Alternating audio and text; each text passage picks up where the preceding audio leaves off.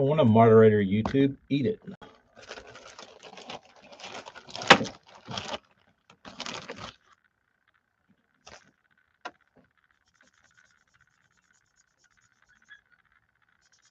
Hello, Frank.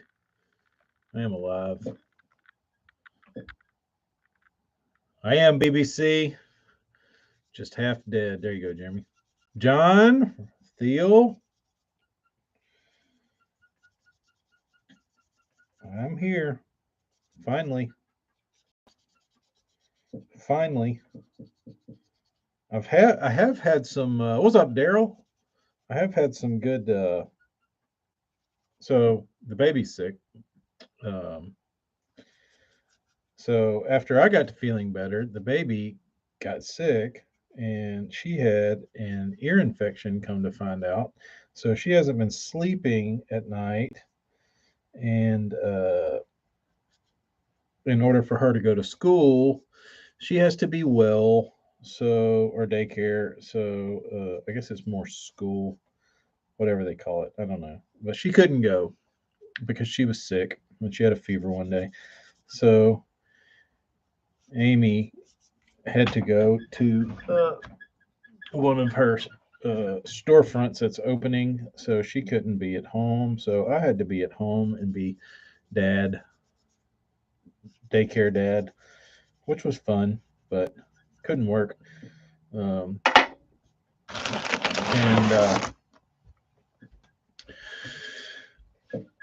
same John, but it was fun. Like I will say, getting to hang out with her all day by herself was fun. It sucks that she's sick because you don't really get like premium personality. You know what I mean? Um, but the myth, I'd just be the myth. As of late, I'm just the myth. Uh, Fever from an ear infection. Yeah, she's feeling pretty crappy. She's doing better today. You can tell she still feels like crap, but she didn't have like snot running down her nose. Uh, my kids make me sick, tired of their crap. Yeah, that's just apparently that's just the way it goes. Uh, at this phase, you just have to as fun and as good as it is, like the kids' age. That's I think that is the one con of toddlers is that they are always having some crud. But so y'all get a kick out of this. So I was working on the truck because I only have like I haven't had enough time to like do anything. Like I can do little because like I'd be able to come up here for like an hour or two in the afternoon after Amy got home or whatever, and I could come up here and like dick around, like clean up stuff and uh, I don't know, like cleaned out my center console one day, like just you couldn't sit down and actually like start and finish anything. So it might have been Sunday uh, before, like I was getting fired up for the work week. I was like, I'm gonna work on the truck on Sunday. Then Monday I'm gonna go like full blast, get baits knocked out. No, none of that happened. I think I got one bait sanded all week um, because I was dealing with doing kid stuff. And anyway, I did power wash the green mold off Brendan. But Sunday I didn't power wash. Sunday I changed the transmission fluid. Not the fluid. I just did the filter in the pan. I didn't do like a flush because that's like the kiss of death. Um, so it took me quite a while um, because I got the filter out, and you have to have like a blind hole puller to get the little grommet gasket out of the transmission. So went to Harbor Freight, got one of those. Um, uh, then I had already bought the filter and the fluid, and I put the filter with the little gasket on it, or I put the gasket up in the hole, and it just fell out. It didn't fit. And I was like, that's not good. It was a Wix filter. So I went back to O'Reilly's and I said, do you have another? I took my little caliper with me, my handy dandy caliper. And I said, do you have another one of these filters? And he's like, is it shallow or deep pan? I said, it's a shallow, but can you bring me a deep pan and any other brands of these that you might have? Because I need 0.96 millimeters, and yours that came on this filter is 0.93. And he's like, okay. I was like, it doesn't fit. So he brought me the deep pan, and the deep pan fit. I was like, how much is this? And he's like, $35. I was like, do you just sell this gasket? And he's like, no, you have to buy the whole filter. I was like, well, I don't want the filter. So I was like, what's the cheapest one you have? He's like $12.99. And I was like, well, let me see that one. So he brought me that one, and I checked the size on it, and it worked. So it was this whole fiasco trying to find a filter that fit, and driving around. It took most of the day, not most of the day, but 4 hours just to like get all the stuff I needed to be able to do this. So it's like 5 o'clock. It's going home time. I've got the gasket on the pan, put it on, got the filter in, everything's right. It's time for the most rewarding part, adding the fluid. So of course I get my Lucas No Slip Band-Aid in a bottle, and I put it in there, and I'm standing on the front of the truck, and I got my funnel, pour that stuff in there, and my dad is standing there. He says, here you go. He hands me a jug. I go to pour, and I look at it, and when the liquid comes from the jug, time stands still. I freeze, and it's like slow motion. No. Profanities came from thy tongue in there's lots of them. So what he did, well, first off, my father's colorblind. You can't see reds, oranges, greens hardly. They all look brown. So what he did, without reading any of the literature on the front of the jugs, was handed me a nice fresh jug of antifreeze. And I gave it a big sip. And when I saw it come out, I said, holy shit, that's fucking antifreeze. And dropped the bucket, grabbed the funnel, threw it out. And he said, what? I said, that was antifreeze. And he said, oh man, my bad. Like, yeah. So I got to, I left all my tools on the ground. I left everything there. I closed the hood, and I went home. And then I got here Monday morning. I couldn't like get that off of my brain. So I went out there and changed the fluid. It didn't take long the second time, because the second time, like the first time when I was like breaking all the nuts loose and bolts and shit, like I did it with a ratchet. The next morning, impact. Like I popped them all out. It took like 20 minutes to like take the pan off, drain it, clean it again, make sure there wasn't any antifreeze floating around in the pan anymore. And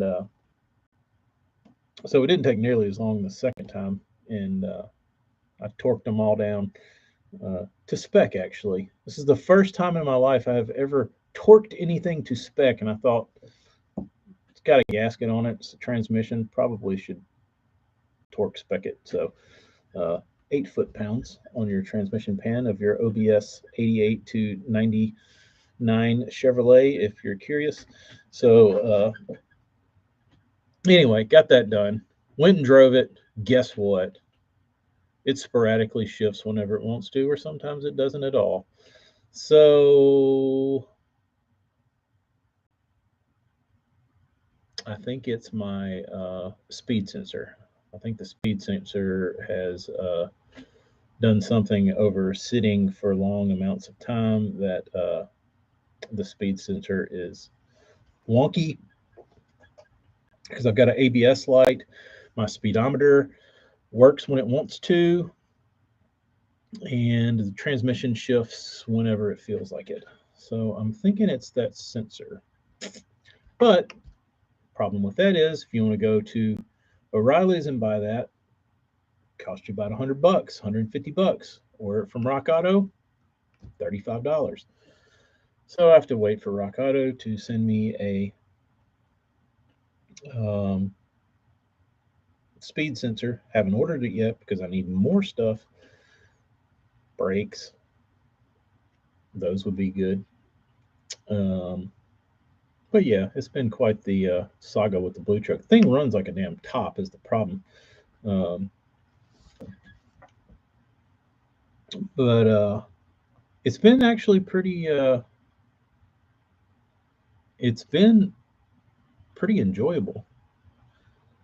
The only other the AC's not working, the compressor's not coming on. I can jump it. I thought it was low. I thought it was the sensor that tells it not to come on from having low Freon.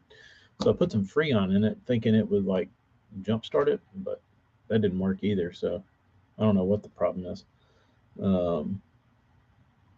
I just did 4 brakes and rotors for a cool 900. Ouch. I'm going to do the budget brakes for mine. I think mine probably need new cylinders.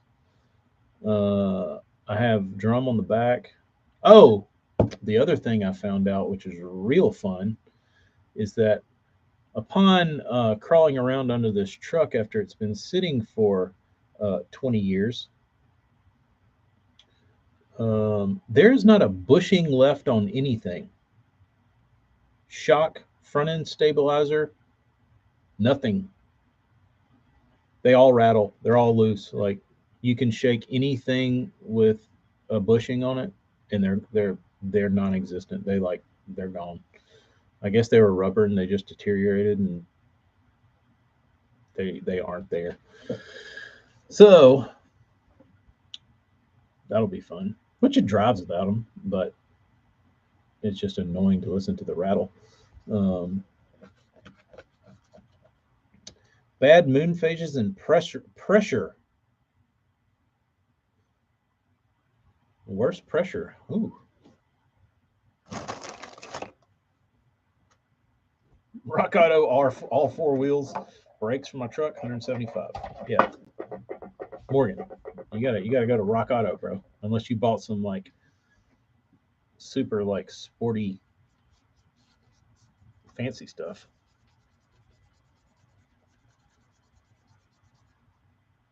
But I got drums on the back and discs on the front.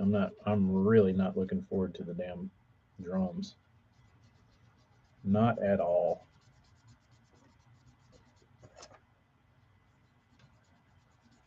My truck's got them, and it's a 2008 on the rear. Rotors, yeah. I'm just going to let mine roll. They should be fine. I need one thing I do need is the wheel cylinders. I'm sure those are non-existent.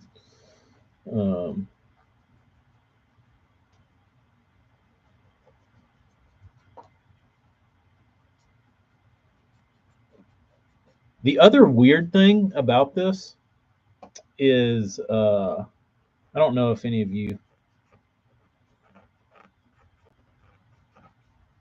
if any of you have experienced this. Probably not.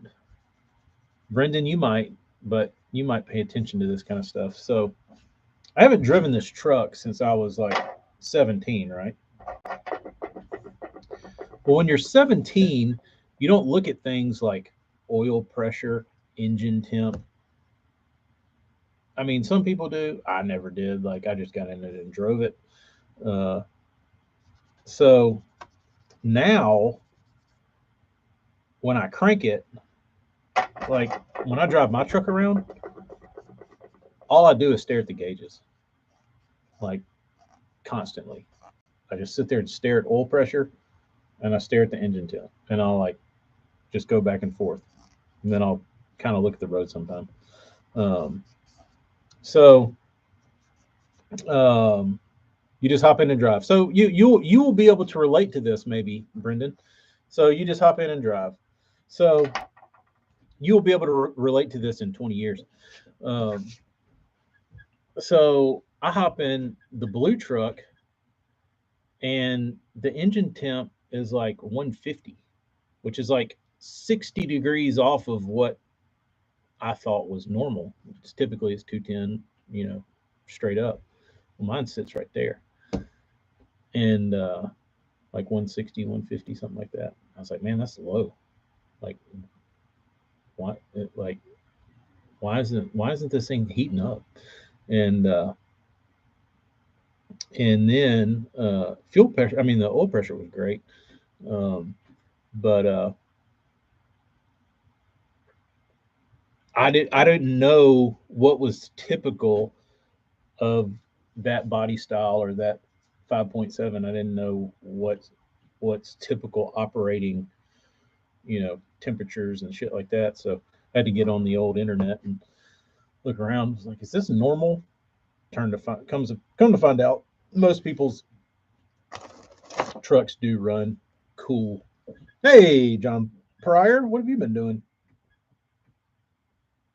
Um, Anthony, morning heater. AJ, are you over there telling more lies to young impressionable painters about how hybrid hunter lips aren't that bad to mask? It could be the worst bill out there to mask. Name a more annoying one. Use better tape. I'm not using that shitty frog tape.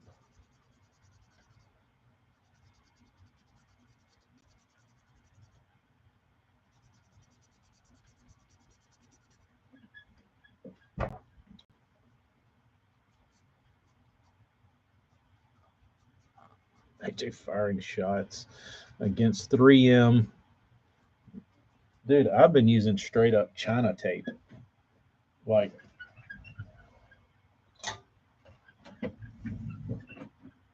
real masking tape. That was my last. I bought one roll because I was in a bind, and I'm like, I don't remember. I didn't have time to go to the store, like drive all the way to Lowe's or Home Depot, so I just went to I was at like Hobby Lobby, and I was like, just give me some damn tape. I think they have 3M masking tape, but I was somewhere, and I was in a hurry and in a bind, and I was like, just give me this damn brown shit. Um,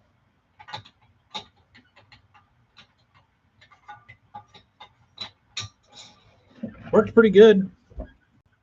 Worked pretty good. Not the best, but better than that frog tape. If it's good enough for China, it's good enough for me. But typically the blue is the king. I don't even know that I have it right now. Oh yeah. Oh yeah. I got three freshies right here waiting on me. Oh.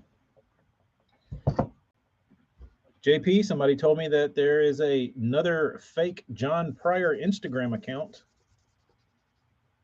trying to sell people things.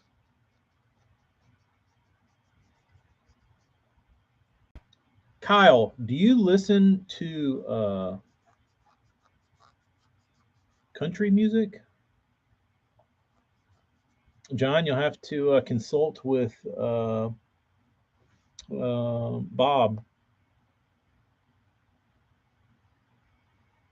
Bob. Bob had the conversation with the fake Pryor. It's like John Pryor 4 or something.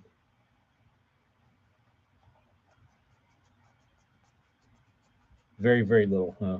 Well, Turnpike Troubadours just came out with a new album, and there's a song on there called The Rut. And it is loosely uh, about a um, elk hunt. Great song.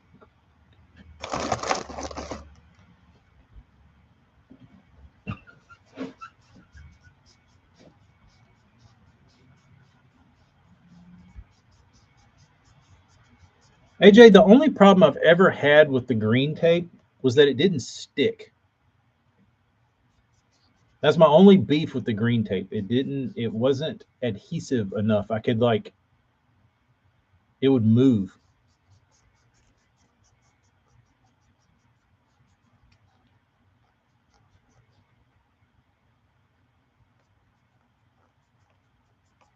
The Rut. I've probably listened to it about 60 times in the last week or two.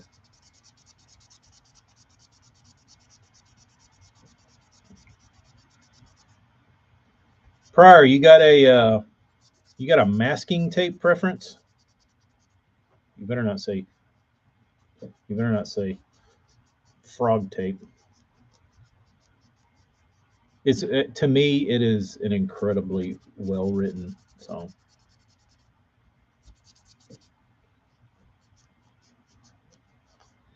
That goes for anybody. If you haven't heard that song or that album, go listen. Go listen to The Rut by Turnpike Troubadours. Get off of this garbage stream and go listen to it now because that's way better.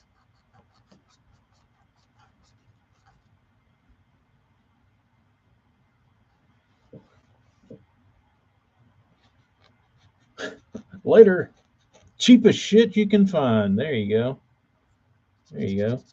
Take that, AJ, with your fancy hot rod restoration tape.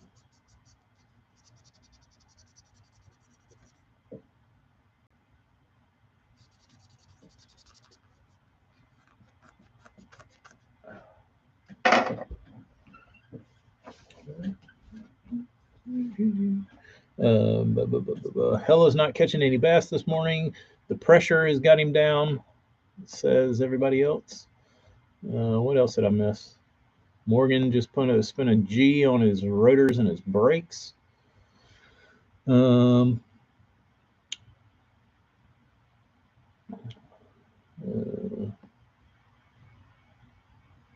did you get a notification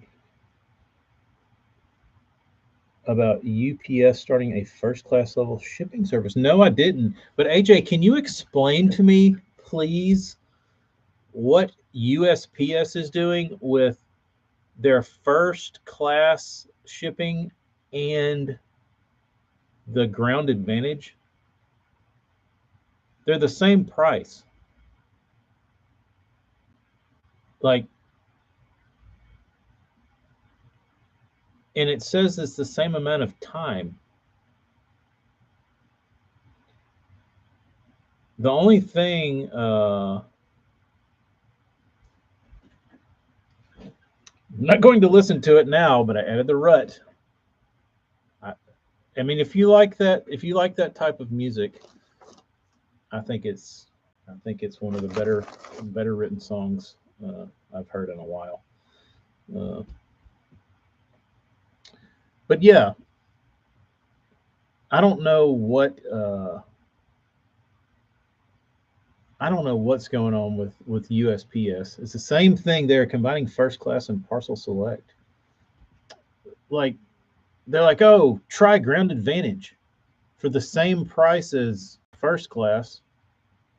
The only thing I can kind of see that they're doing is they're trying to increase the first class shipping enough to make you spring for the priority.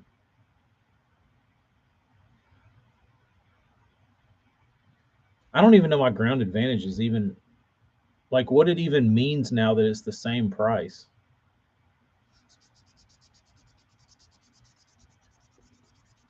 Chris, have you ever had to make an insurance claim with USPS? Or anybody for that matter?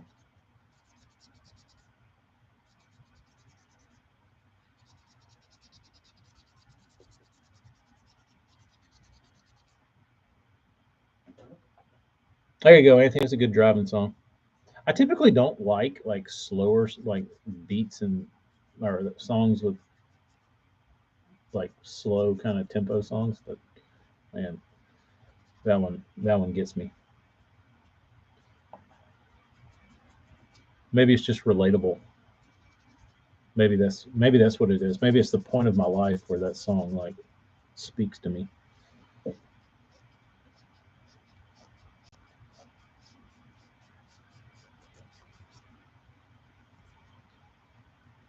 But it's also uh,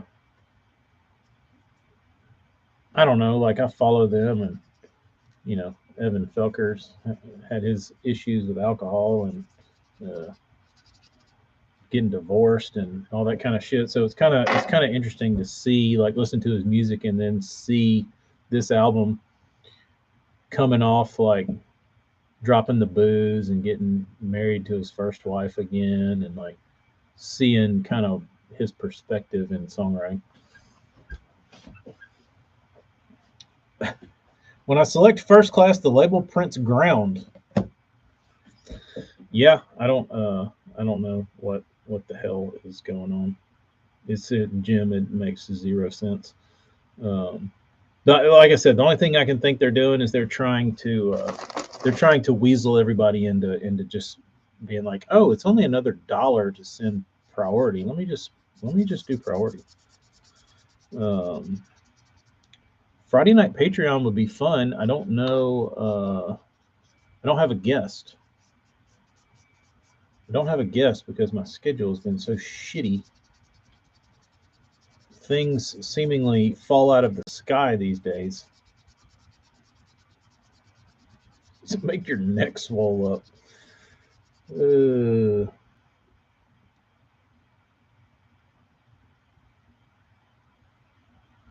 Anthony, I am not a Polyphia fan. The Henson dude, he is like, he grates on every nerve I have.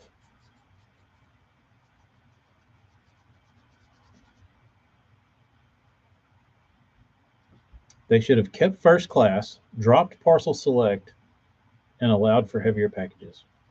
Wouldn't that make sense? Agreed. Agreed.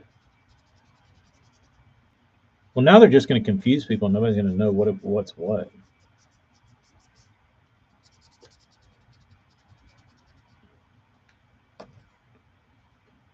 Hanson. What happened to those guys?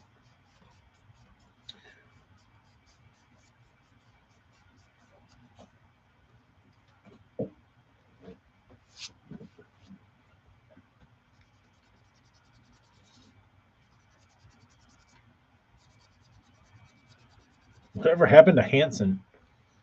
Good question. They got old. They're grown up with families now.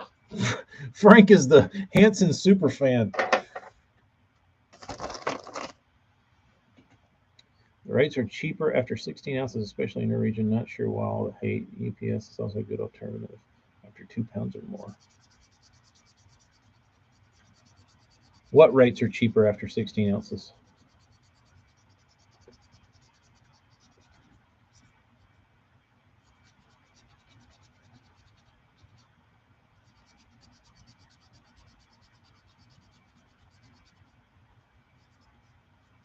I'll be interested to see what UPS's new first class is going to be like. Ground advantage.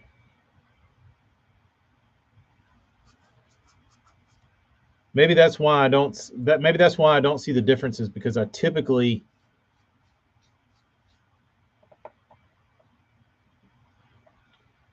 No, because like if I ship something that's over 16 ounces, which would typically fall into priority land, ground advantage is never cheap enough to justify not shipping priority.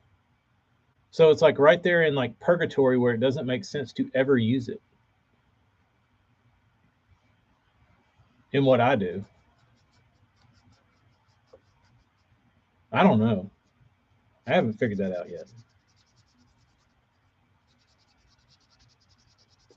Like it'll be like if I ship something that's like a pound and a half, ground advantage will be like 765 and priority will be like 8.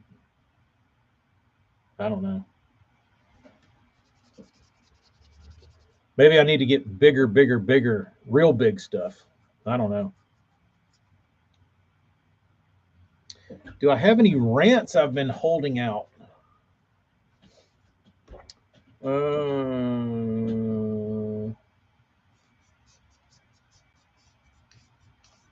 Rants? I'm trying to think. No, but my dad did tell me he's getting LiveScope. I dropped the kids off this morning. He said, I think I'm getting LiveScope. God, man, what a time to be alive. Hands me transmission. I mean, hands me coolant to go in my transmission. Now he's getting LiveScope.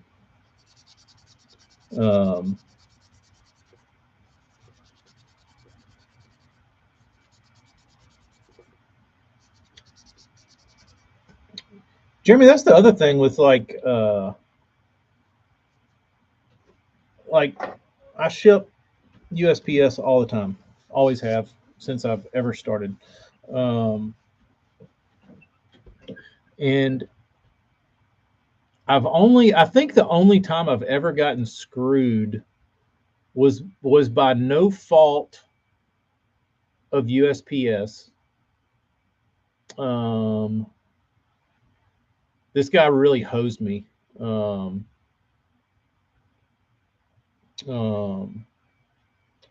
So when I first started selling on eBay, like first like 6 months, I sold a few things, and this guy bought one bait, and I shipped it first class.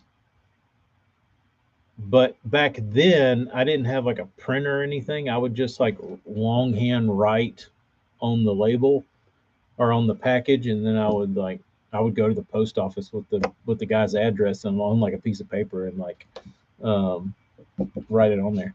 And this dipshit got his box or got his bait from me and took note of how I shipped.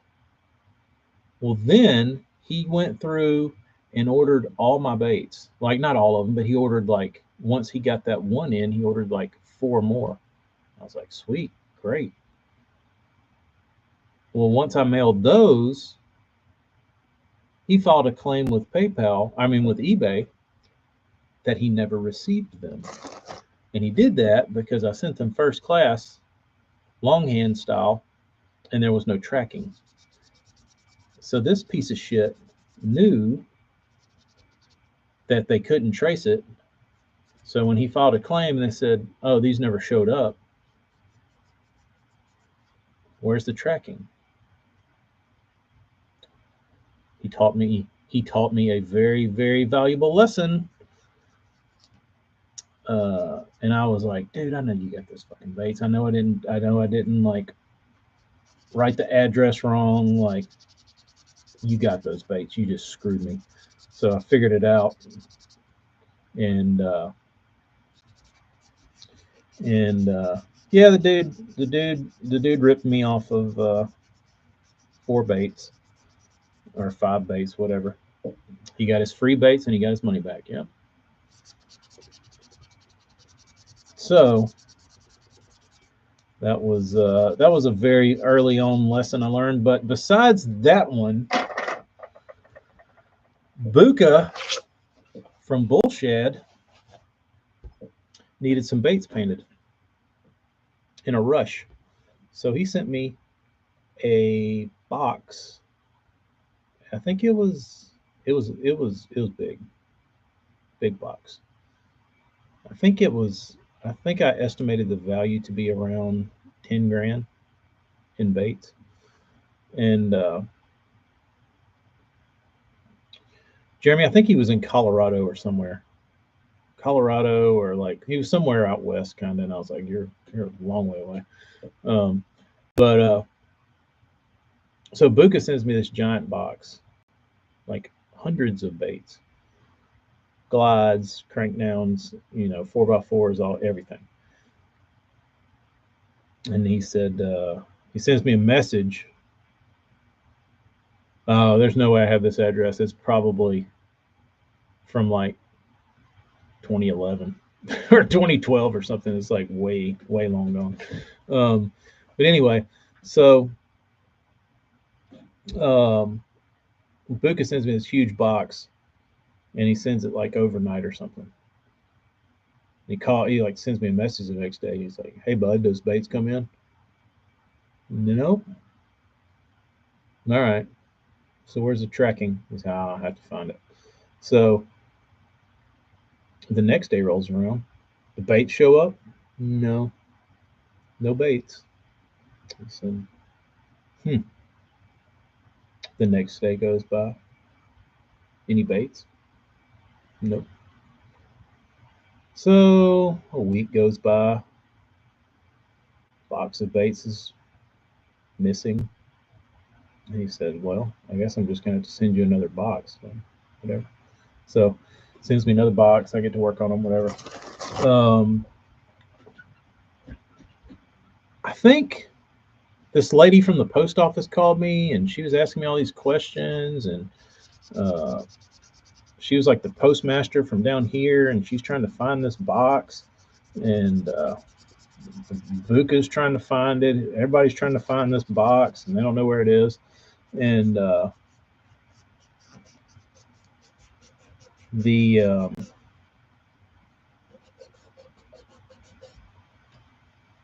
months go by. Like I would say 2.5, 3 months. And I walk up to the door of my house,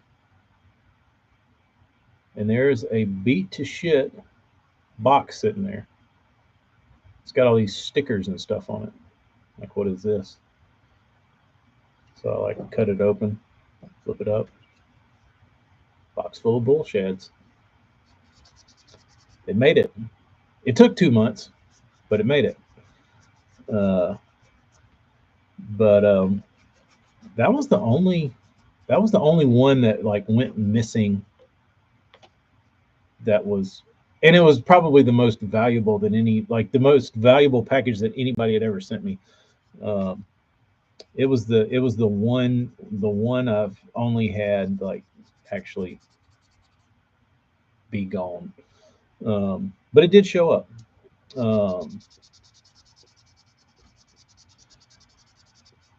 I think the Marty box went back to Marty.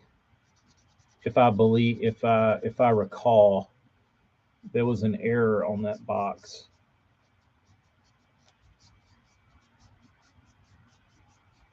I think I have to ask Burns. I actually haven't thought about it. Now that you say that, I think it was taken care of though. I think that box went back to him.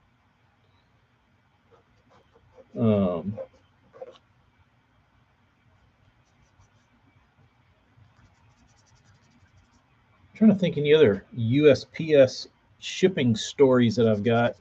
I had this one guy, old guy. I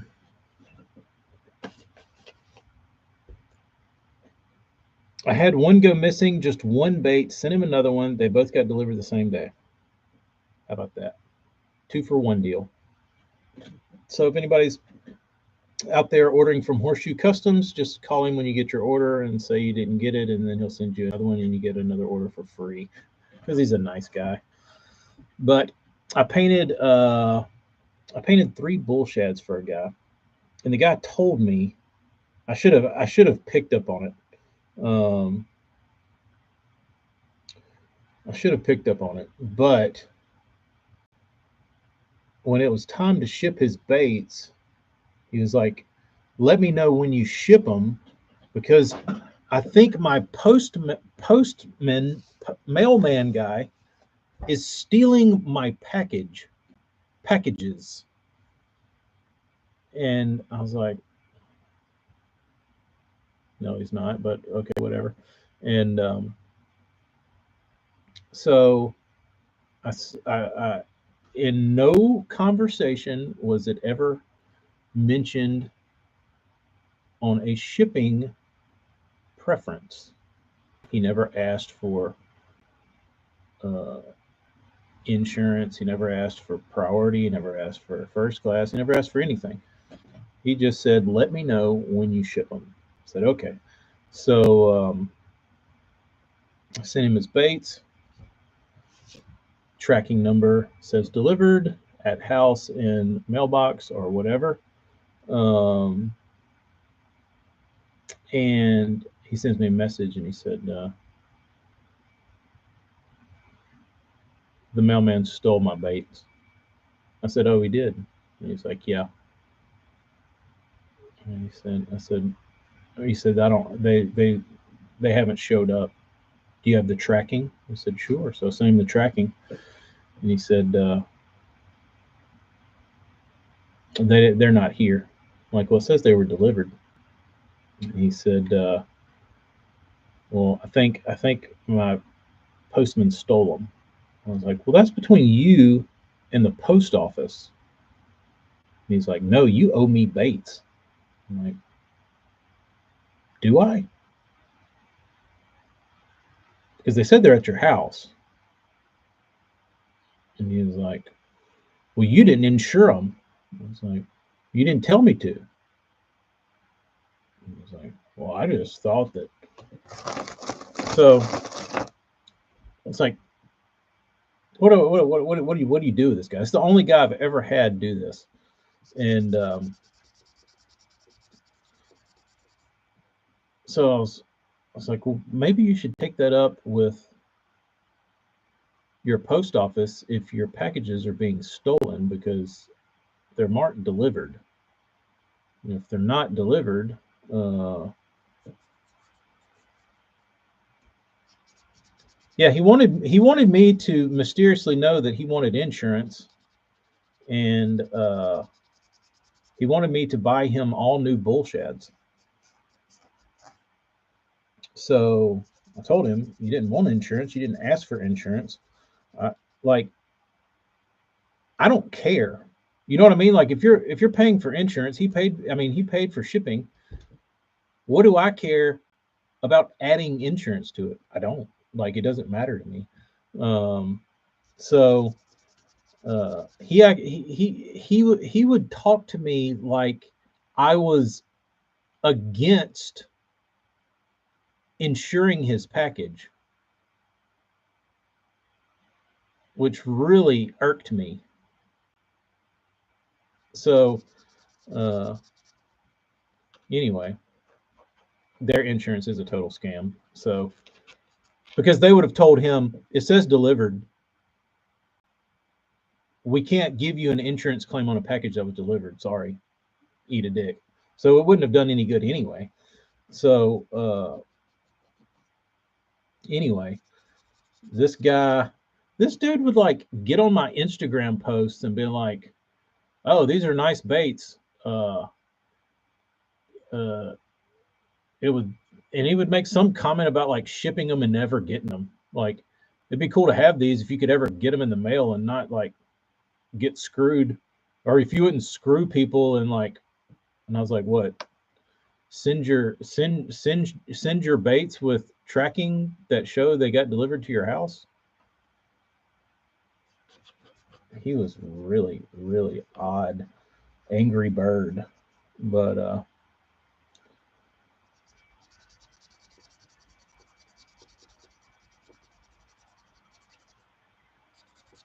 I will say, I don't know if it was a total reflection of his personality, but he was going through like some sort of medical treatments, and like he had like I think he was like terminally ill. Um, and I don't know if that was making him moody, angry at the world, medication, but yeah, he was a total prick. It's like, you really don't make me want to help you now. So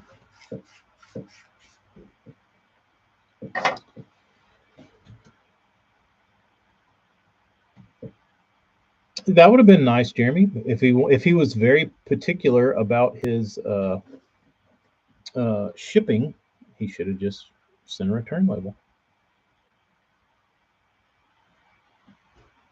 And if the mailman was stealing, should have got a PO box. Then you wouldn't have to worry about it, right? Would make sense. How many times are you gonna get thieved? I love it when you got any tracking when it's already delivered. AJ, I cannot tell you. That makes that makes the skin on my body crawl. Hey bud, you got tracking on those? You got any tracking? It's always, you got any tracking? Yes, I do. And I've already tracked them. And guess what? They've been at your house for 3 fucking days. Any more questions? So if you're curious, that's how I read messages, or that's how I respond in my mind before I type. Yeah, man, 1 second. Here you go.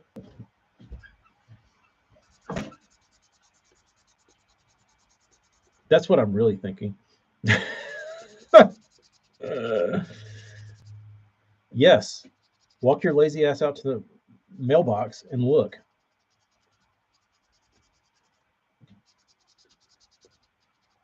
Sure, friend. Here they are. Here's your tracking. Should be right there. Yeah, man. You got them. Had one this week.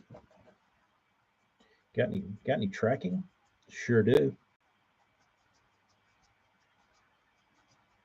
Then the follow up to having it for 3 days. Oh, my wife got the package and left it in her car. We got it. Thanks, man. Yep.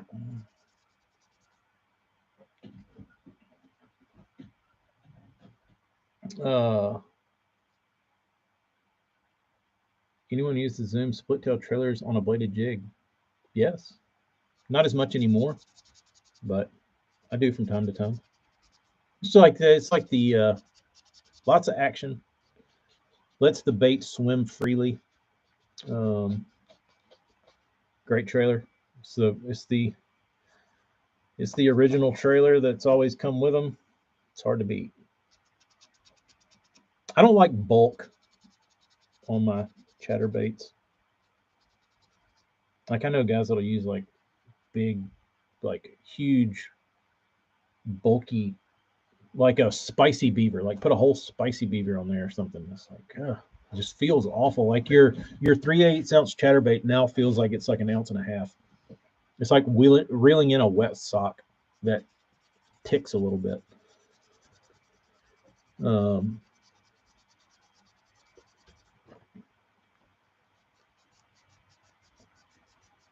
Jeremy finally caught some on a chatterwagon. How about that? How about that? Impressive.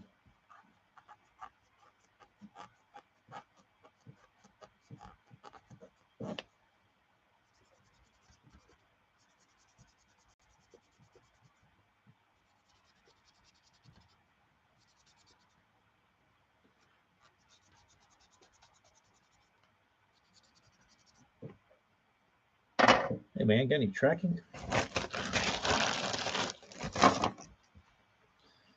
It's funny. It's funny the little relatable things that AJ and I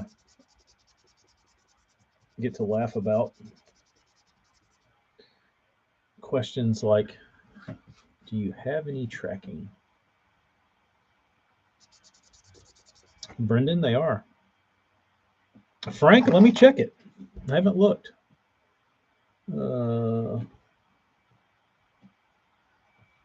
Yours is different because yours is international.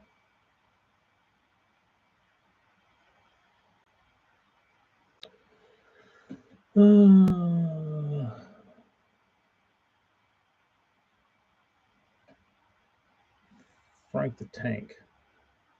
Come on, shitty inbox.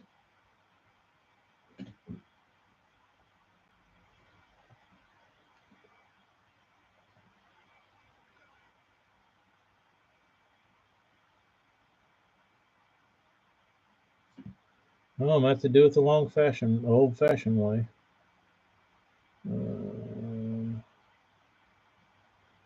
ShipStation. Here we go. Let's see. Who is this one? Here's my label. That's for Emperor Jorge. Here we go. Doucette of Frank.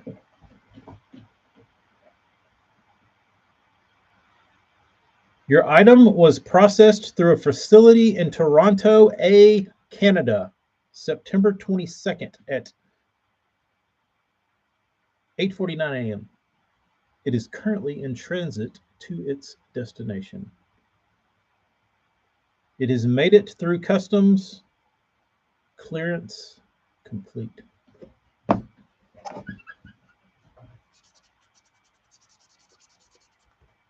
They have made them out of. We had to check our travel stroll and we get to span the other gate. Check that mess on air tag essentially while traveling. Yeah, when Amy was flying back last week, she got off. She had a connecting flight from Baltimore to Atlanta. When she got to Atlanta, I believe the carousel for the luggage broke, so they just said, "Oh, we'll just ship it later." So she got here, she got home, and there was no pack, like her luggage wasn't there. So she gave him the address and was like, just deliver it to my house. She went through all that. They gave her like a little tracking thing on it. Tracking said delivered. We didn't get her luggage. So I don't know where her luggage went, but I think it showed up like the next day or something. But it was a big rigmarole trying to get her luggage.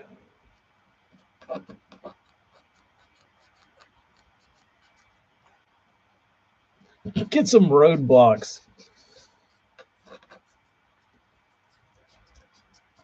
I got roadblocked today, and all these cops were pulling around, and they were like really aggressively like weaving around in this intersection and like being all crazy. And Shortshank Forest, John. They were getting wild, and the dude was like throwing his hands around like stop, stop, stop. I was like, who is coming through? There was like 4 motorcycle cops and 2 like cop Tahoes. And I was like, am I in the middle of a funeral? And what is going on here? Well, I start looking down the road and I'm like, why are we still sitting here? Somebody was moving an entire house on this, like, it was this house moving company, but they had like the truck they were moving this house with was like a 1975 like square body Chevy truck, and one of the workers was riding on the hood, and the cops are okay with it. And I was like, this dude just passed by 16 cops riding on the front of this old shitty truck that's pulling a house.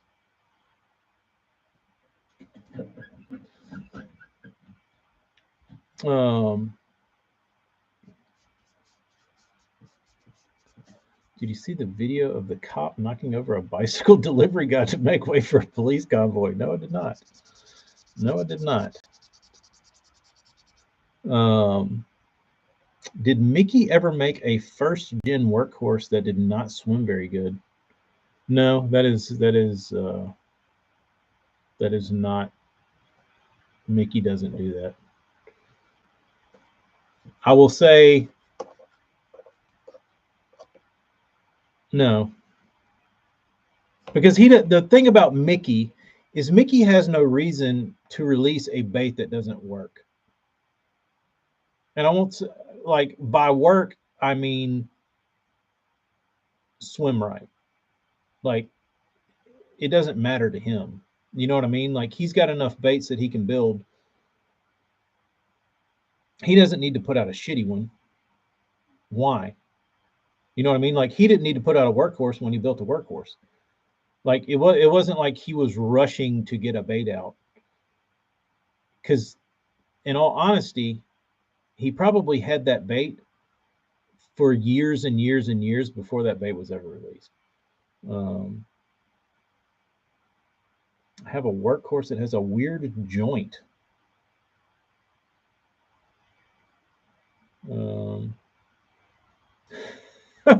That is an interesting factoid about Mickey, Frank. He's so fine, he'll blow your mind. But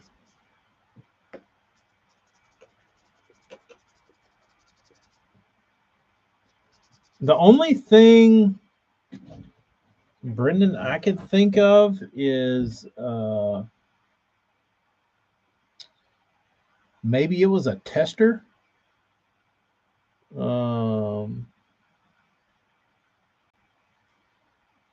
That could be a possibility. He sent a bait to somebody and was like, "Here, try this out." I don't know. Send me a picture of it. Southern Ingenuity. Yep. I'll just write on the hood. Send me a picture of that thing. I want to inspect this weird joint. Send a picture to Mickey and say, "Excuse me, Mr. Ellis. With all due respect, I have this workhorse, and it swims like shit."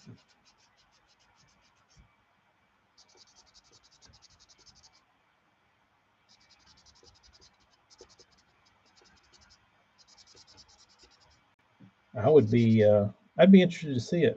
So it has a joint that is non-typical of a standard workhorse.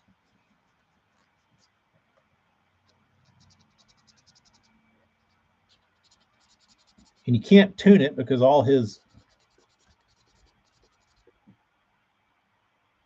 hardware is fixed. Ooh. Family doing good? Good. Healthy? We're okay. We're okay. We're making it. I'll be better when I start to get to throw some. You just sent it to me? Let's inspect this, shall we? Oh, it's got a flat joint in it.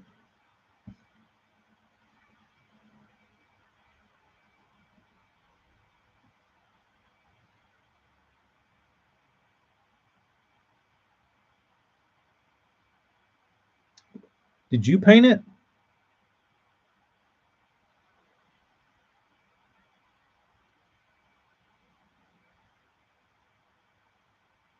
Oh, no, you got fucked, dude. You don't just pop the pin out of that bait.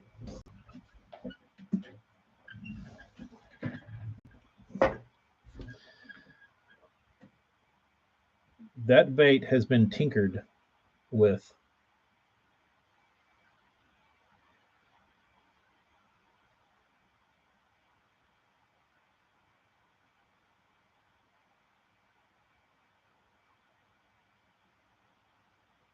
What you need to do is just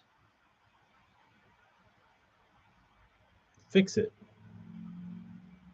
Like just cut the sides down like the other one. Yeah, I don't think Mickey will take that one back now. If it has been tampered with, I wouldn't.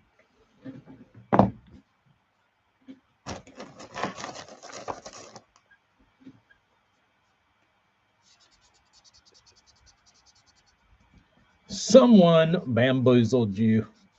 There's a reason it was so cheap, because somebody got in there and tried to do the Milliken mod and dicked his workhorse up and said, you take it.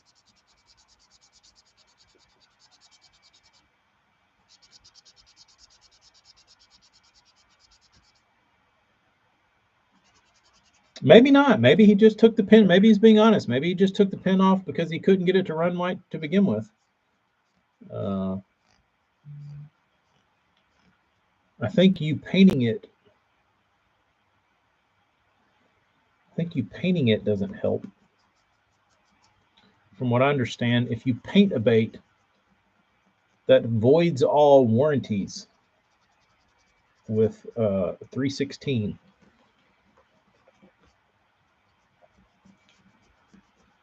Which is smart. Now it makes sense.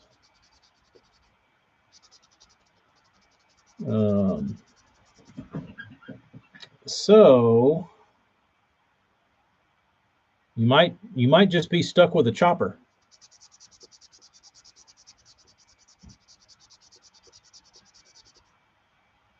Well, can you get the pin back out? I'd see if you can get the pin back out and see if you could twist his screw eyes out. The problem is if his screw eyes are bent, they're not gonna tune. I don't know how he pours his baits.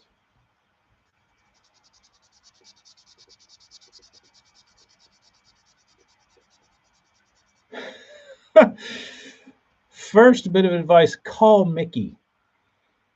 Call Mickey and see what he says. And then record it so we can all know. You didn't know you can't repaint a 316 and the warranty not be voided? Oh, Brendan. Oh, Brendan.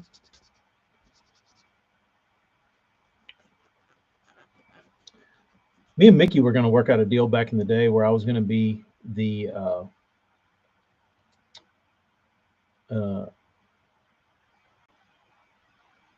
exclusive. I was going to be the only person. I was going to be like certified in 316 repaints. That I was going to be the only person that could repaint a 316, and it still hold its warranty, which would have been kind of cool. Never came to fruition.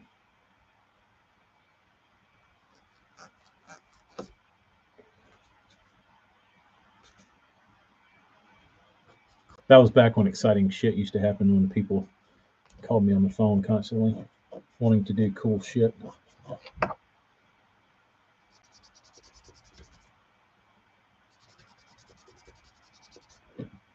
How many we got left? 5 more SP1s. I have to once I get all these baits sanded, I'm gonna take them in the other room, and then I'm gonna do a real good cleaning in here, because over the weekend I came in here and sat down and I had transmission fluid all over my arms, and now there's like lingering, looks like transmission fluid residue. Like there's all these shiny spots, so I got to try and like simple green this whole desk and get everything back to clean.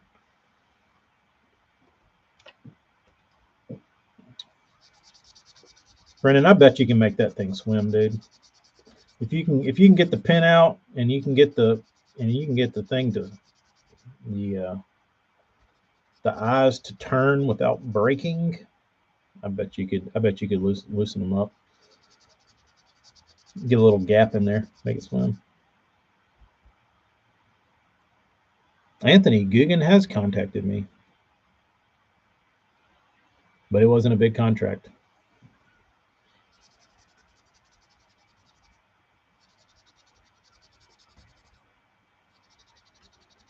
The person who took the job might be in this chat.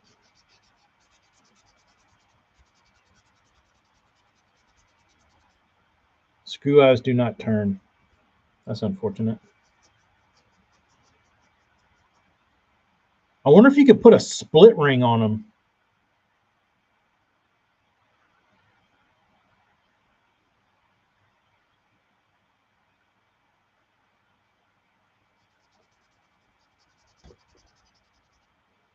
Did I tell y'all the Whatnot people contacted me and wanted me to hawk baits on Whatnot? I think I did tell y'all about that. So I had a talk with the guy. I forget his name. Ryan, I believe. Really nice guy. He's in charge of the outdoor section of Whatnot. So if you're not familiar with Whatnot, Whatnot is like a live streaming eBay. So you get on there and auction stuff. Will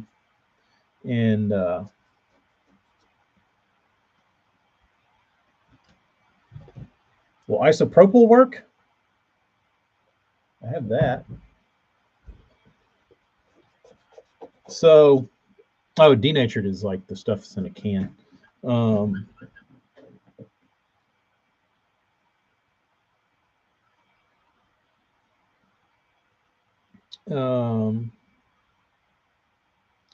Baitman, yeah, I saw Baitman using it. It reminded me.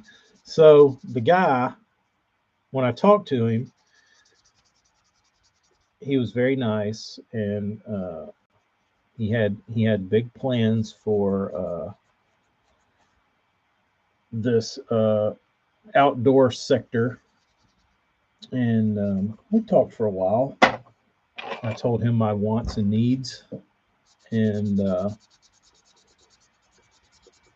he was willing to facilitate. And I said, well, he said, we got a lot of great streams coming up this week. You should hop on there and, maybe check some of them out. And I said, well, the first thing, I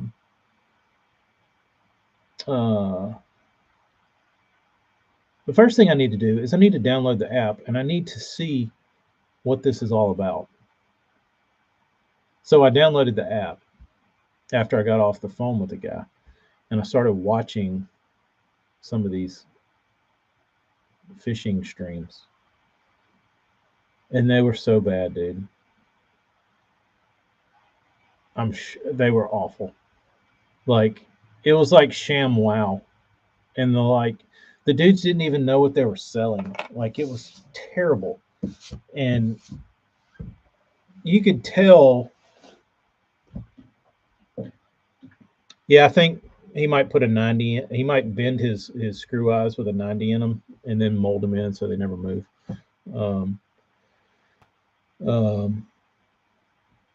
But there was guys like, they were just selling shit. But you could tell it was like overrun baits, like that they just got for like dirt cheap. And he's like, all right, we got another box of Zoom worms. 12 bags of Zoom worms, and it was like a fluke. And the dude was like, hawking them, and didn't know jack shit about what they were. He was just reading on the pack, and Big Malone, I think he did honestly say that at one point, because he was like, we got a big lot of Zoom worms. He's like, let's do 5 packs. He's like, no, wait, there's more. Let's do 10 packs. 10 packs of Zoom worms. Let's start that bidding now.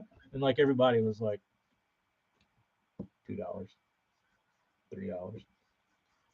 I think he ended up selling them for like $12, like $1 a bag or something. Um, but wait, there's more.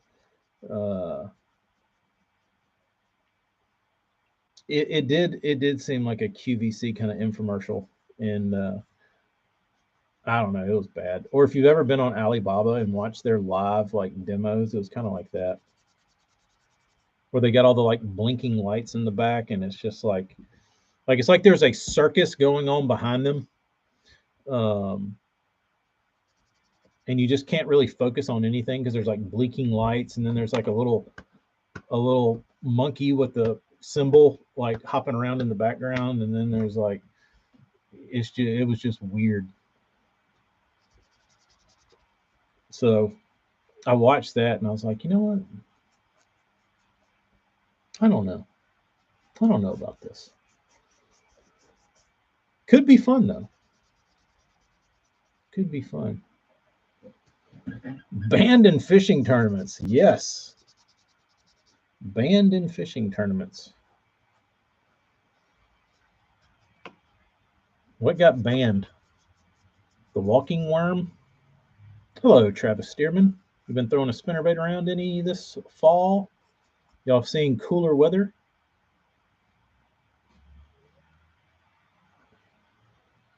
Did anybody participate in Baxter's auction last night? Who bought the Killer B2? Call of Duty monkey.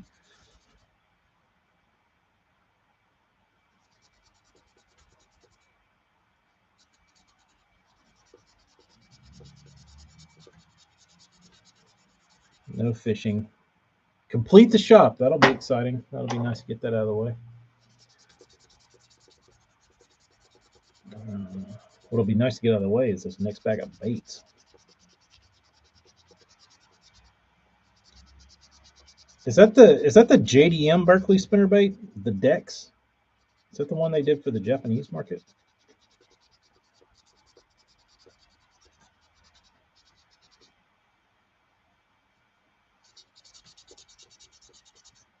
Yeah, I like their one they have out now that's for here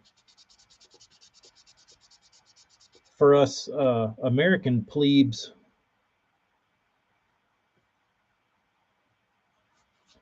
Brennan did not throw down on the auction. I will never financially recover from this. I'm just gonna send anytime I see a meme with Tiger Man in it. I'm just gonna send it to Bob where he's saying I will never financially recover from this.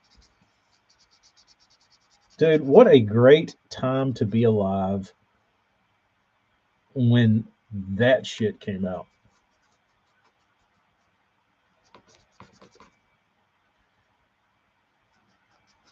That could have been one of the greatest pieces of American television to ever exist.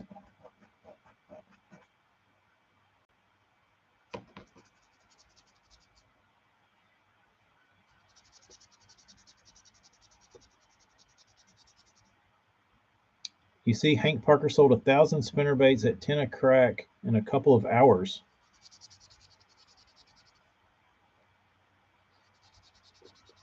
I don't know that I believe that, but he might have.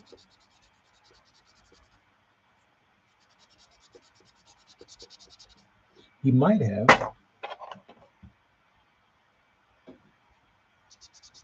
I guess that's conceivable. Maybe.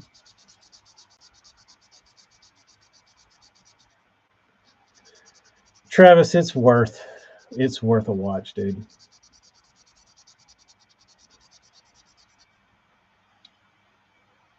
The Office is the greatest American show of all time, hands down.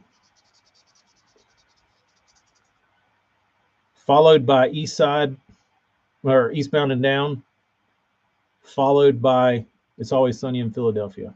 That would be my top three.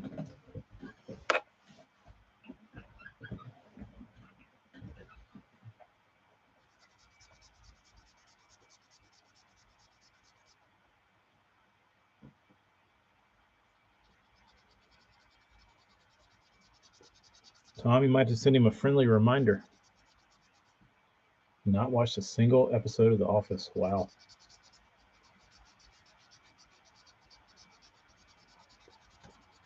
I didn't watch it when it was live.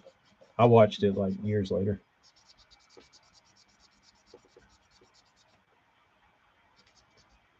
South Park is pretty funny. I never got in the habit of watching South Park.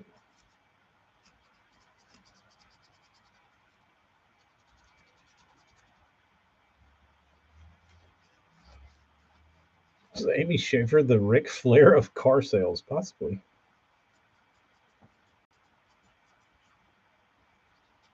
That's how I am with South Park, Jamie.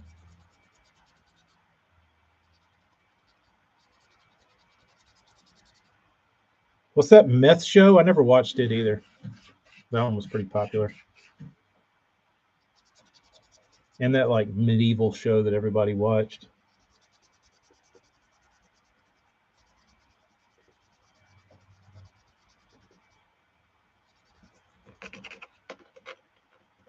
Breaking Bad, yeah, I never watched an episode of Breaking Bad. Game of Thrones, never saw Game of Thrones.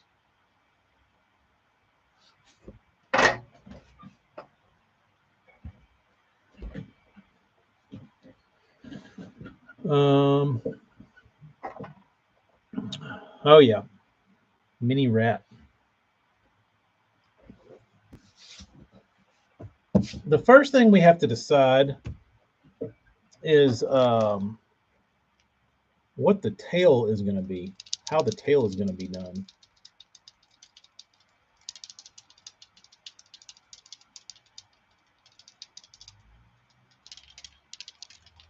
I watched Ozark. Ozark was good. It got annoying though. I got annoyed with Ozark.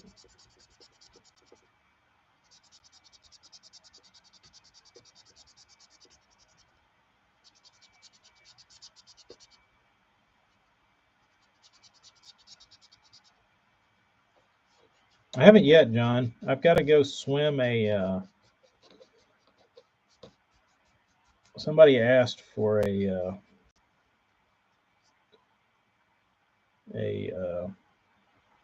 wedding, a native gill wedding present, and I have one that's real fancy, and I have to go test swim it to make sure it swims right. Uh,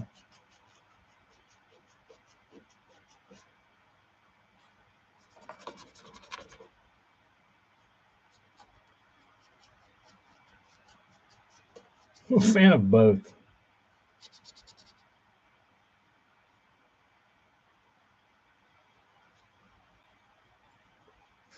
Put a screw lock for the tail.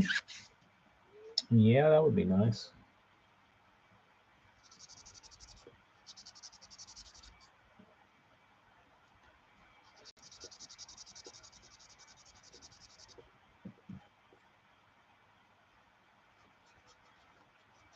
Ooh, big baits at the open today. I forgot. Where are they in the Ozarks?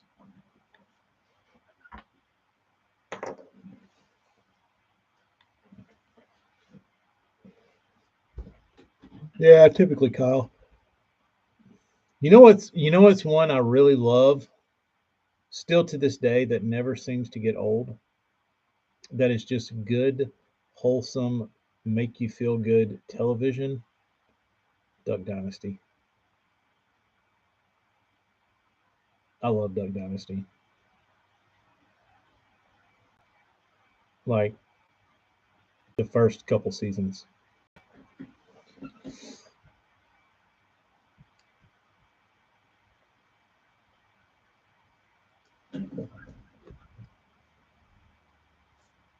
All right. I had these all packed away with my sanding pads in the bag because I had dreams and aspirations of doing this at home. I didn't make it that far. I didn't make it that far.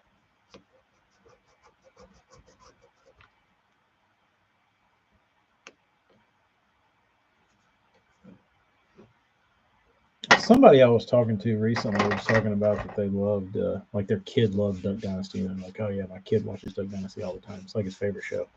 Like, really? I'm like, oh yeah.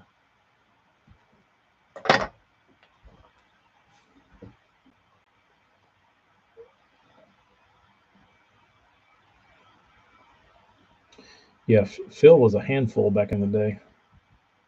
No, Frank, we hadn't done the rat pre-order. We got to figure out the tail. The tail needs to be resolved. Stearman hadn't painted anything. Oh, that was what I was doing. So Monday, my my pressure switch for my Amy ordered it Sunday night.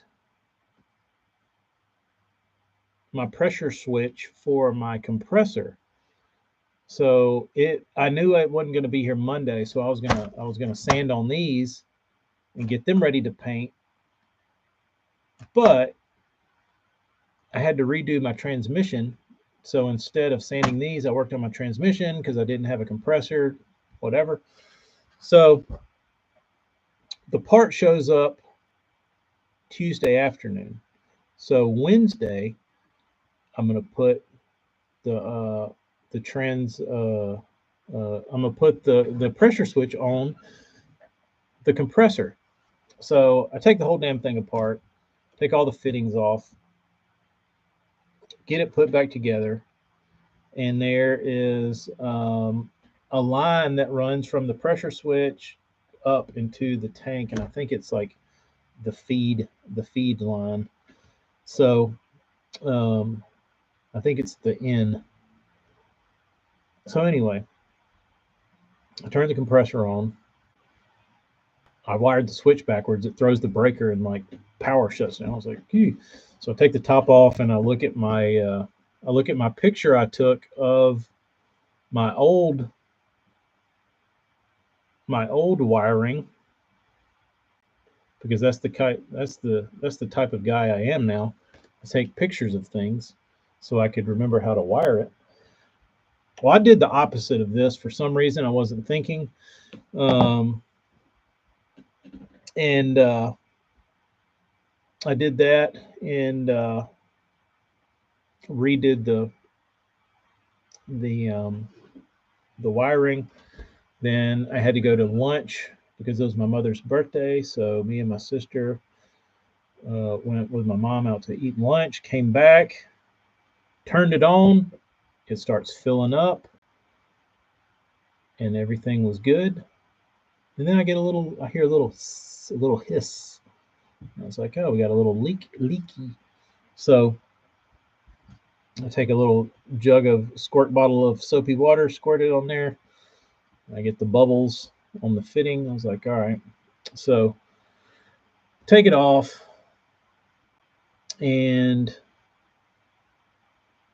I'm trying to tighten it back down, and I'm tightening it back down to the. I think I've got it fixed. I got like squeezed on there, so I'm trying to like tighten the. Like it's one of those fittings where it screws in, but then it's got like another cap that goes over the hose, and that like fixes the hose to the fitting. So I'm tightening that down, and when I'm tightening that down, the whole thing just snaps off.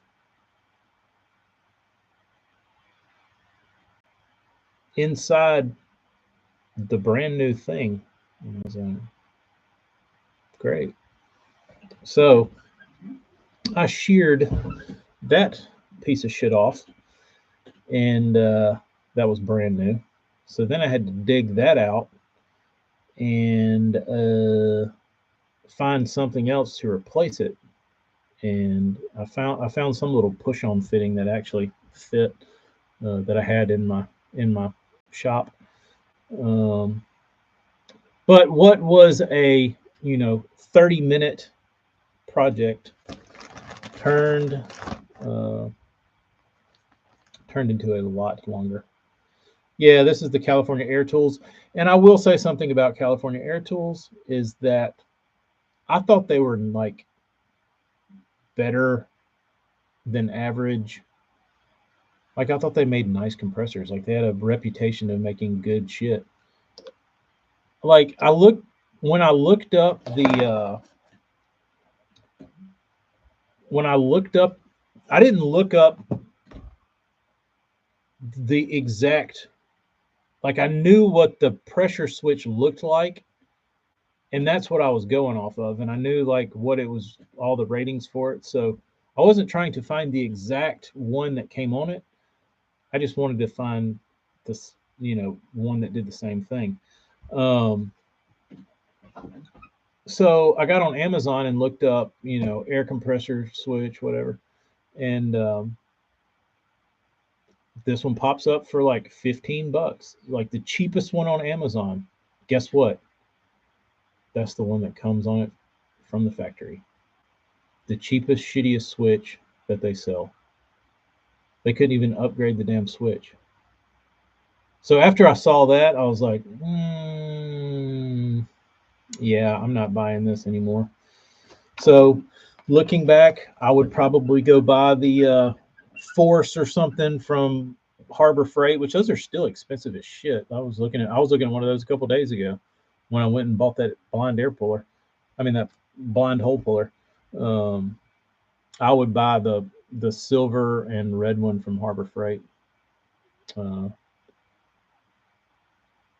and I just like Harbor Freight. But I feel like I kind of got bamboozled on the California Air Tools.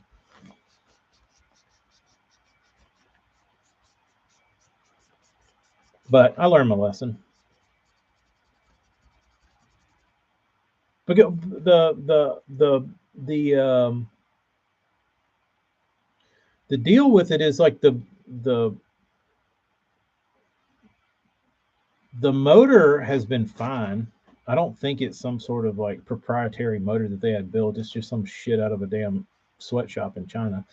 Um, but all of the stuff that needs to last, like all the check valves, the pressure switches, all the stuff that's annoying, um, is really cheap. And I feel like they could have sprung for better accessories and made a better product that wouldn't cost that much more. Um, so ITC membership. You're a member?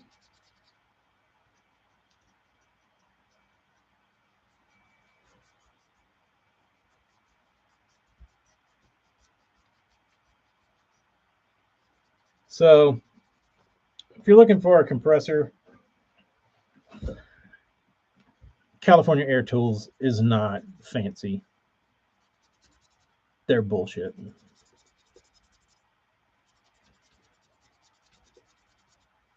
Um, it is quiet. I'll give it that. It's quiet, but I mean, I'd rather listen to something that's more durable. Um,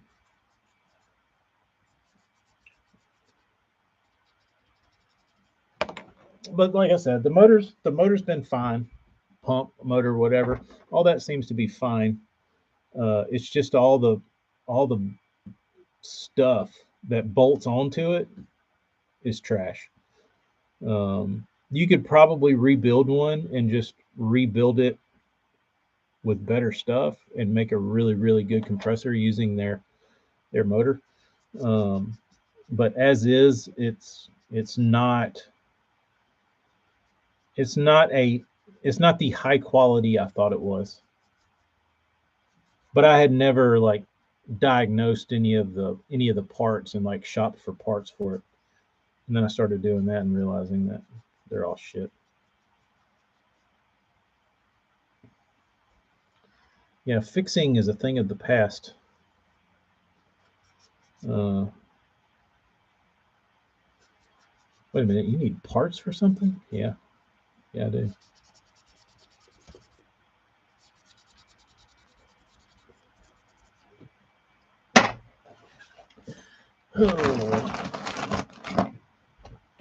So, but I think it's working still. I still got a leak somewhere because I filled the tank up and then turned it off and left.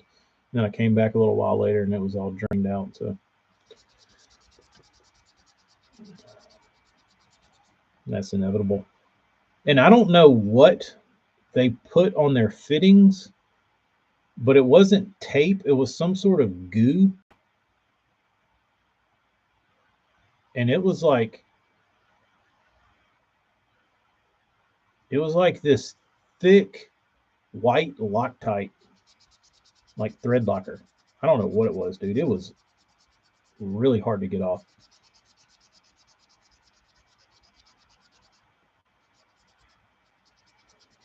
Dude, I ran a Sears one forever.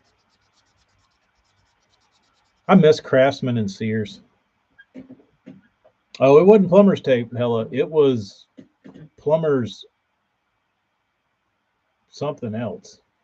This was like no material I'd ever seen on threads before. I would have welcomed tape of any sort. I don't know what it was, dude, but it was like it was gnarly.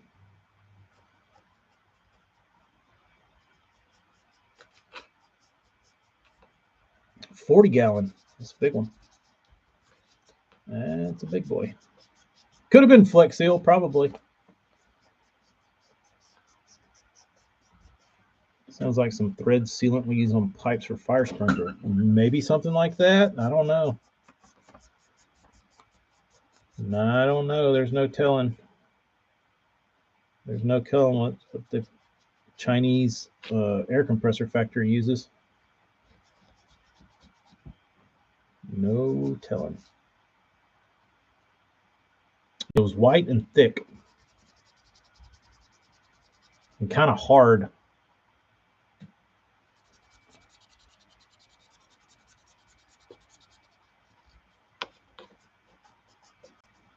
Good old pipe dope. That's what she said. There's a man that watches The Office. Can you tell?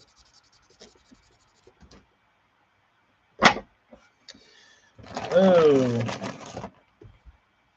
But I do like, I don't know. I feel like, do y'all shop at Harbor Freight? I feel like Harbor Freight takes a lot of shit, but I feel like people are slowly waking up and realizing that that all their favorite tools are probably made right next to Harbor Freight's tools.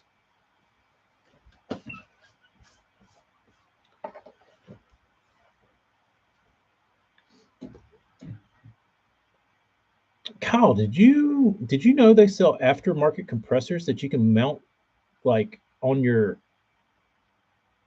in your under your hood, like to your engine?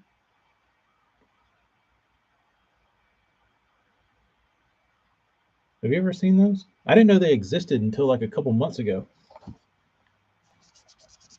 It's like it's over there by your it's on like the passenger side of the motor, and you can like have air all the time, which is awesome. And I think they're like 6, 7, $800.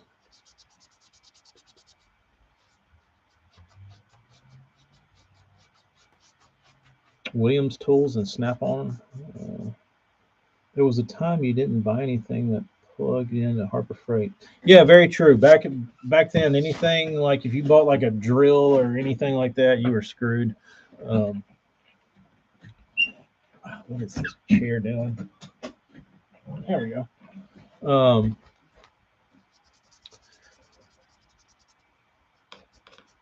But I'm trying to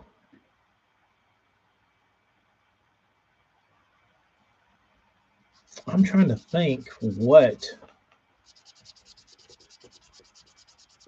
is the no-nos to buy at Harbor Freight?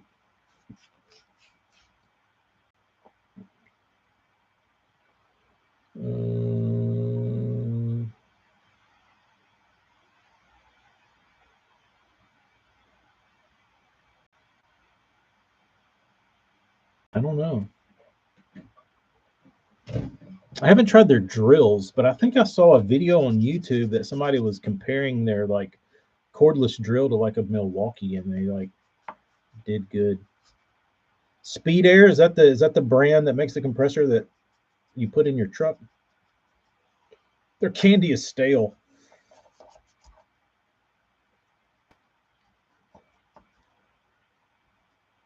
You know what I want? That I almost sprung for, but I decided not to because it was an impulsive buy. Their under hood lightsaber. That's like a knockoff of the Snap-on version. Um, I'm really nerdy about lighting, but I'm the guy that has 500 flashlights, but I couldn't tell you where any of them are. Like I always need flashlights, but never have flashlights.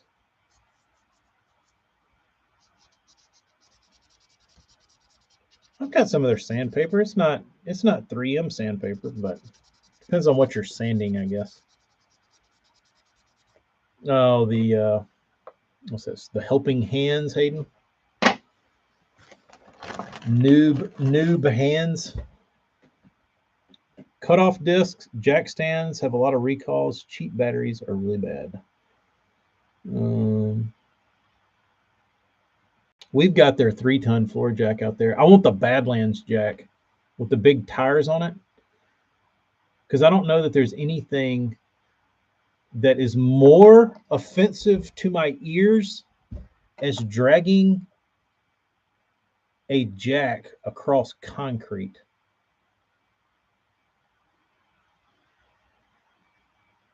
Ugh. But the new Badlands, with the big tires on it, it's called their off-road jack.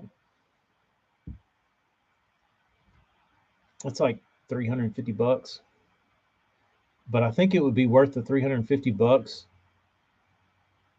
to not have to listen to those metal tires run on concrete.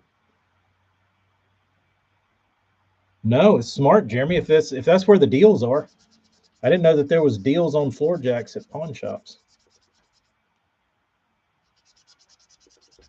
Drills work fine. There you go. Truck has a built-in power inverter. It's fancy. I got one of the Hercules impacts to leave in the truck. They were running a deal. If you bought the battery and the charger, you got a free tool. Figured it would be handy in the truck. That's pretty awesome. Hey.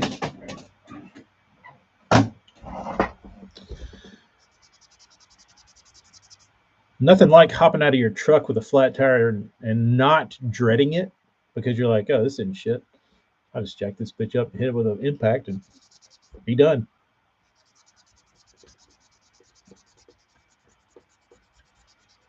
Yeah, I think their cordless tools are really have really improved, Travis. Um, there are some that give you Black and Decker vibes, but then there's other ones that look legit. Uh, I don't know if it's the Bauer that has that Black and Decker look, but they have one that looks legit. Um,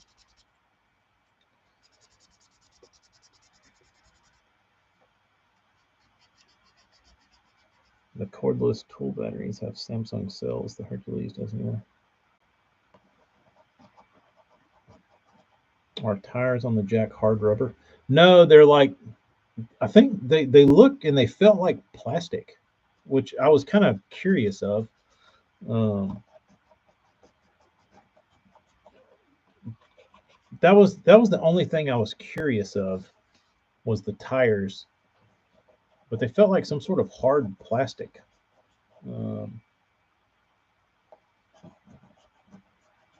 I would like clarification from Harbor Freight headquarters on on why I should not be worried about the tires. Rich, what's up, dude? Just sanding things. Brendan, that is a great question. Yeah, we're talking Harbor Freight junk. I mean stuff. You got to think though. There has probably been over the course of Harbor, like since Harbor Freight came out, there's probably been more cars repaired and things fixed in this country than like Snap-on or Mac or any of those like nice shit ever like thought about. Like most of the stuff driving down the road is like, I know there's specialty tools for like guys that are like pros, but as far as like actually doing their job and like fixing shit, they've fixed more shit than any of those other brands ever thought about. Which to me says something. Like that's valuable. I don't. I was actually digging through. We've got a tool tool chest in there, and I was digging through and I found two Mac wrenches. I was like, and you could tell they felt good and they just looked good. Um, but when I was in Austin, the guy I worked with, shared the warehouse with, Walter. He worked on big tour buses, and he had like he owned a bus company years back, and back then he had every imaginable Snap-on tool. He had them all, and later, Anthony. And he's like, dude, he's like, I've got it all. I've got Snap-on, I've got Mac, I've got every nice tool you could ever ask for. He said, but I've fixed more buses and more shit with Pittsburgh stuff than any of that shit combined. He's like, because it's like, he's like, it's just what I take with me. I was like, yeah, I guess.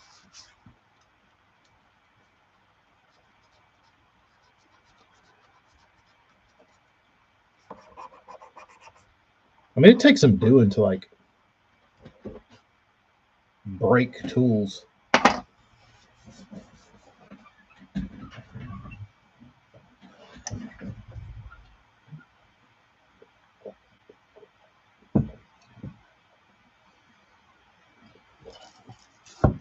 I think that's my favorite part about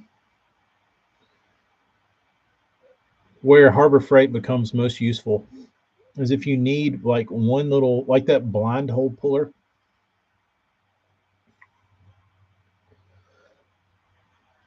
You're never going to use it, so you might as well go get like the cheapest one you can find because you're going to use it once every like 10 years.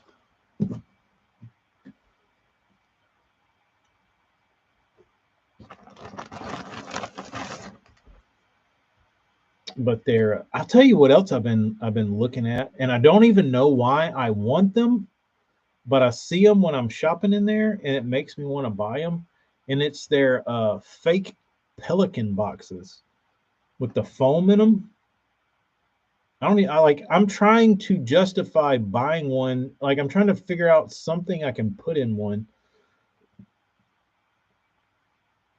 so I can get one. I haven't come up with anything yet.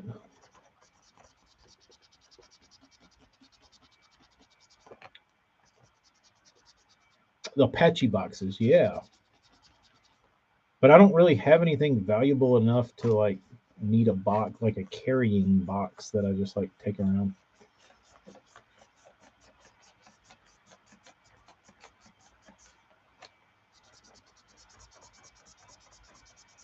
Oh, dudes, have y'all seen? So uh, when I was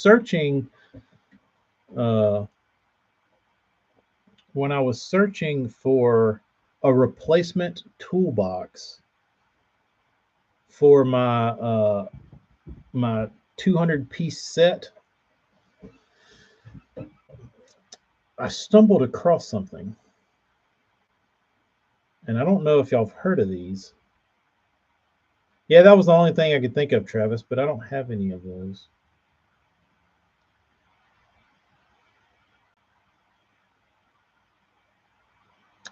Watch list.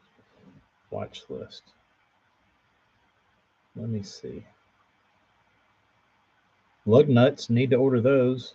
Still haven't. Let's see if I can find this thing. That may have ended.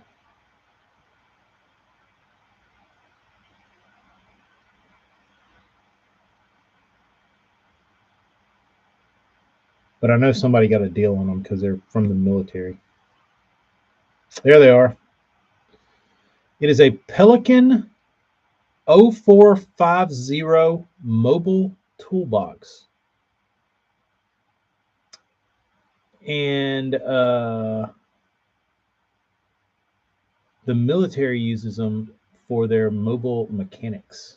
So it's like a giant Plano toolbox, but it's made by Pelican. The interior is all molded for specific tools.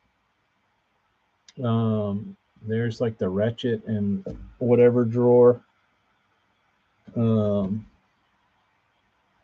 So it's like a flight case for tools. I was like, oh, that's cool. Let me look one of those up. Dude, if you want to buy one of those from Pelican, it's like $900 for a toolbox. I was like, no way, dude. Like, that's a lot. And so I started doing some research laying in bed about this giant Pelican box. And I found a video on YouTube or something. And this guy was like, I got this Pelican box and I'm putting all my tools in it, and I'm like converting my tools over to this box. And he was going through the whole process. And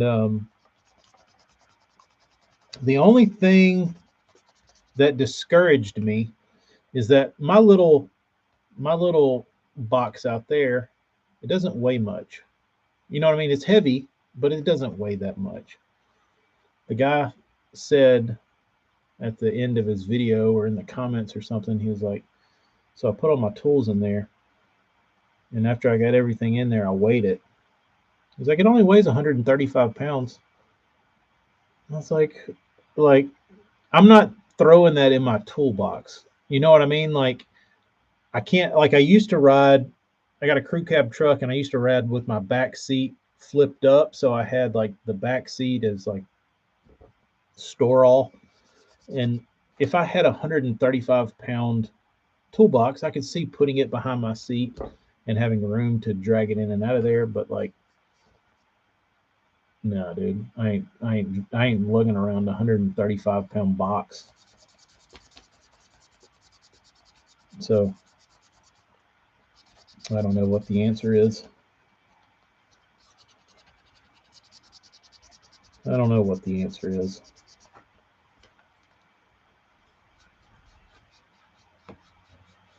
I also thought about chopping up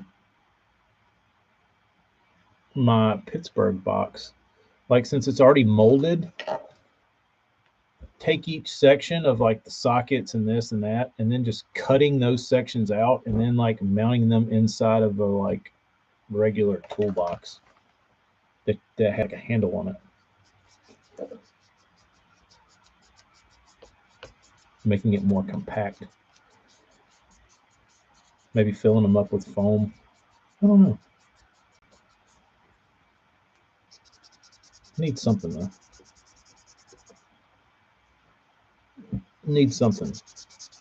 Welcome to Ideas here on Toolcraft.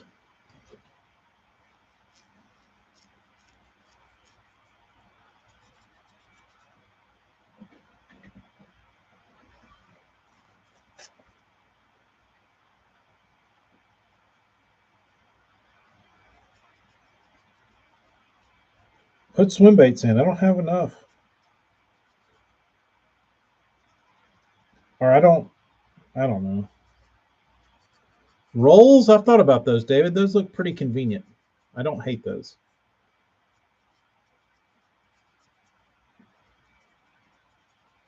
I just don't like digging through stuff and having to look at sizes. That's like that's what that, because I have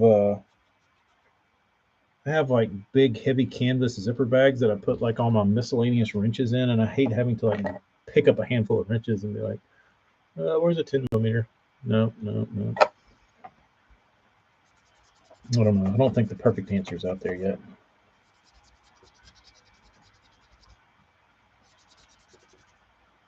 Maybe one day.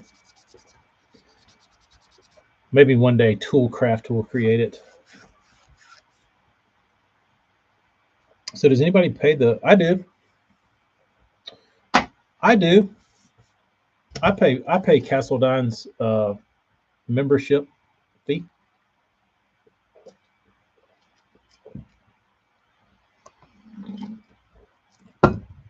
Um, I don't know. I feel like early on it was worth it, but now let's see what his last members videos were. Um, Todd Castledine. Let's see my perks. Headstrong Waters, Headstrong Waters, Headstrong Waters, Headstrong Waters, Headstrong Waters, Headstrong Waters, Headstrong Waters. So, I enjoyed it when he would just. The reason I joined was to listen to him talk freely about stuff, hybrid hunter, tournaments, whatever.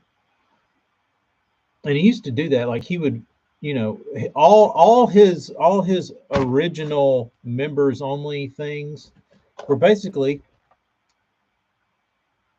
send me some questions, send me some comments. What do you want to talk about? He pretty much would do like a live, and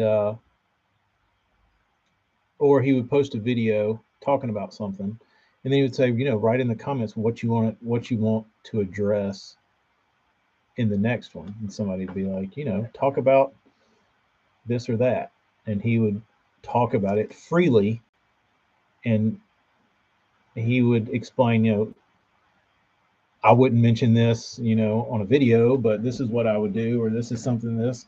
Like he did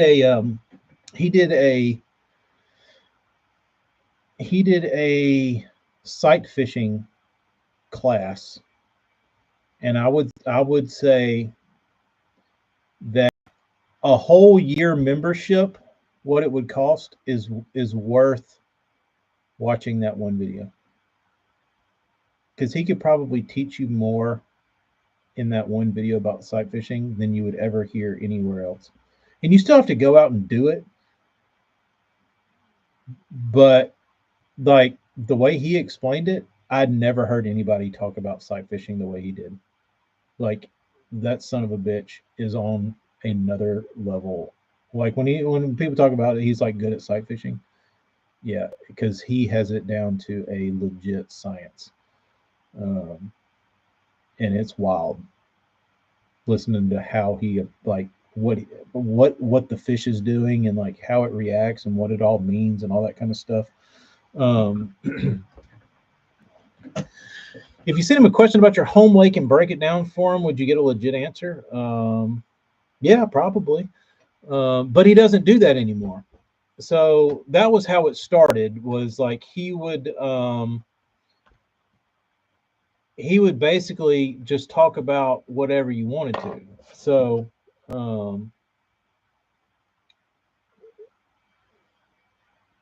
he would. I mean, That was what I enjoyed. But I think he talked a lot about the hybrid hunter, the shallow one. Um, he talked about tournaments, sight fishing, swim jigs. Uh,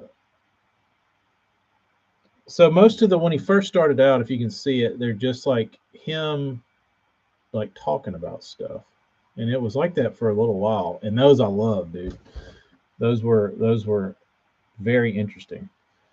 Um, that was like a Friday night one. Like I said, these were all, and then he got into the series, and I guess he posts. Um, I guess he posts like the Deep Blue and the Headstrong series. I think he posts them early in the members only thing, which I don't care about because my issue with those is that they're so involved and they're so like detail oriented and there's so many of them. I can't remember what's going on. So when you're like 12 deep in this video series,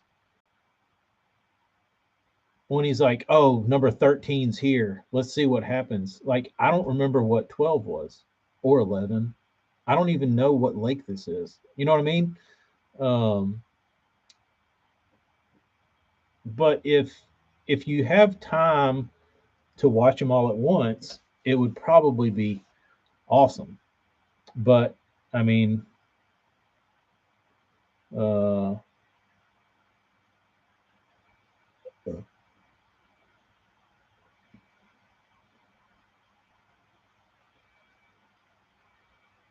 so the last time he did a live, members only live, was like a year ago. And then for the last like 3 months, 4 months, it's just been like headstrong waters, headstrong waters, headstrong waters, headstrong waters, headstrong waters. And I don't know what those are. Um, like I said, I can't keep up with what it means if they're. But I really enjoyed his lives where he would like because it was not many guys, it was a small group, and he would always pretty much answer your question, um, which I never really got to ask any questions. I asked a couple. Um, like my biggest thing that I wanted to know um, about the hybrid hunter, and I don't know that he ever answered it. Maybe he did. I'll have to go back and watch his live streams. But I asked him a question about the hybrid hunter and the fish that he caught on the hybrid hunter. That is it. Did the bite that the fish that the hybrid hunter catches, that bite, as far as where the fish sets up and how it bites, did that fish exist? Did that bite exist before the hybrid hunter? Was there another way to catch that fish, or did the hybrid hunter create that bite? And I don't remember if he answered that or not.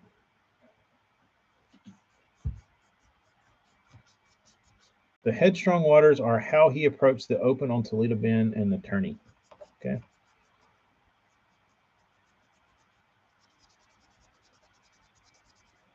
So are the ones, Dustin, that he posts in the members only, are they any different than the ones that are on regular YouTube, or do they just come out early? I think you're right. I think it's a replacement for a trap and like maybe a swim jig, maybe.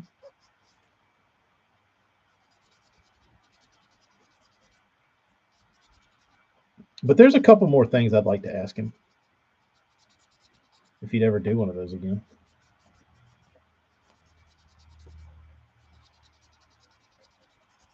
But he got on there and talked about a lot of those old whatchamacallit baits. Strike Pro, which is cool. I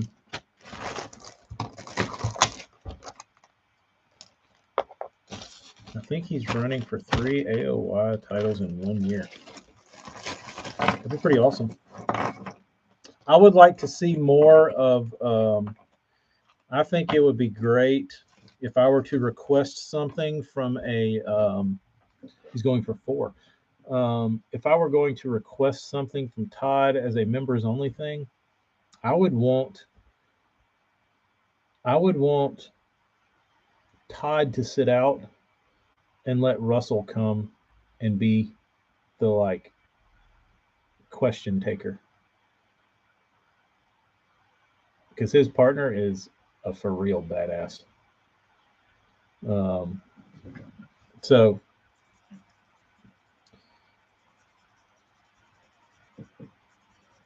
I'd like to get his because if you watch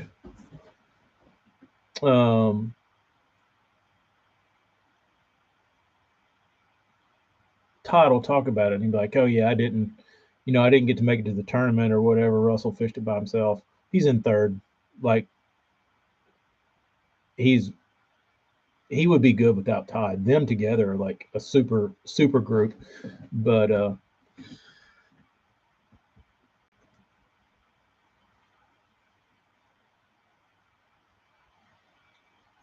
you see, the new Yamamoto baits have different color shades compared to the old green packaging. Oh no.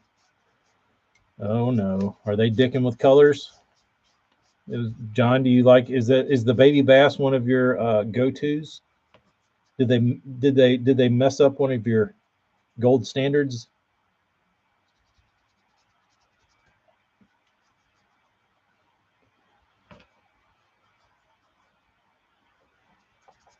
I wouldn't know the difference if they changed all of them, so I can't speak on it.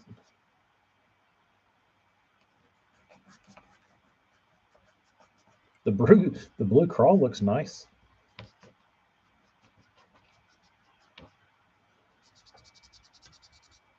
The only packs of Yamamotos I have are probably 12 years old.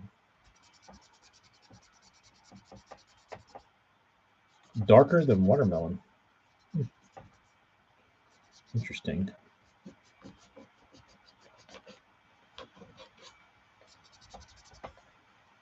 Interesting.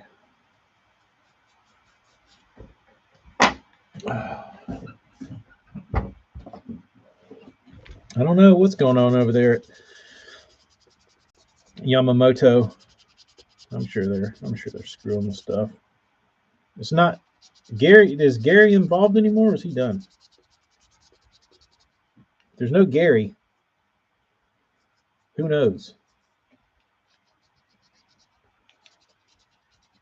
Who knows what the deal is?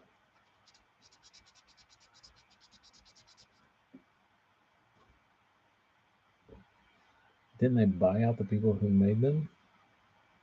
I don't know. I haven't heard that. I've come to like the little swim bait they make as a trailer. Since you're a big chatterbait guy now, Jeremy, is that your chatterbait trailer?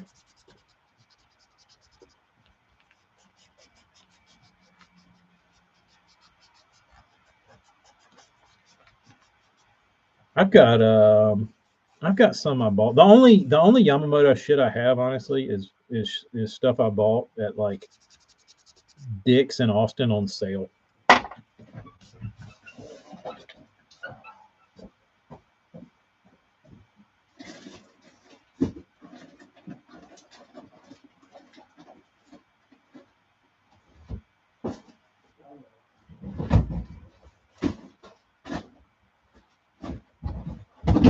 Hey, let's see if I can find them.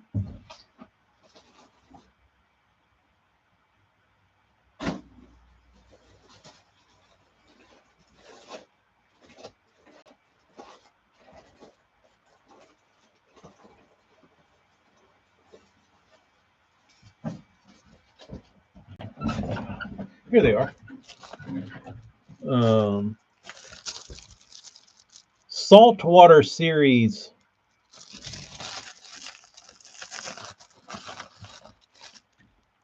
I bought these for a chatterbait trailer.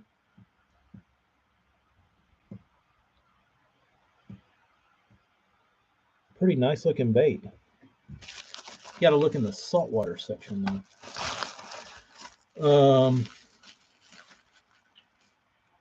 Big problem with these.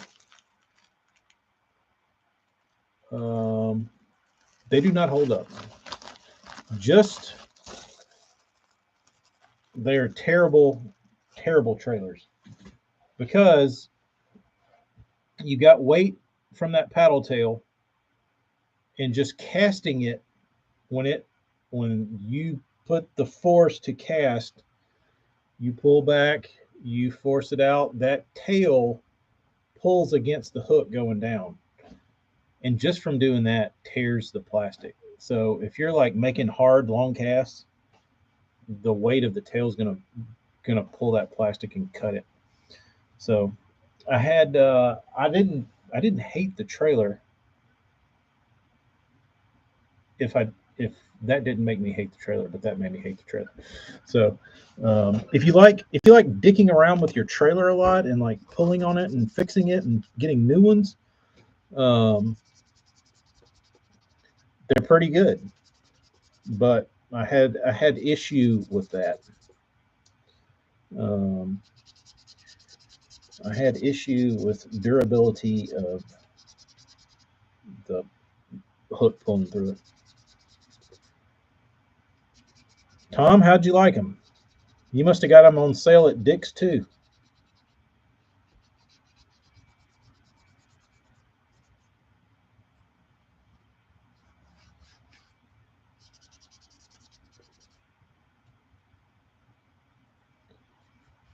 Oh yeah, AJ, I'm still sending these damn baits, bro.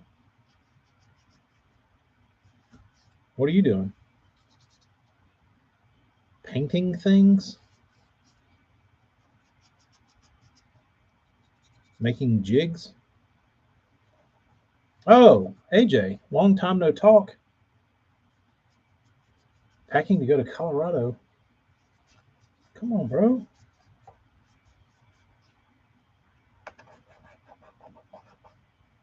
Did you catch any fish? How'd the tournament go? Can we get a tournament recap? Just a quickie.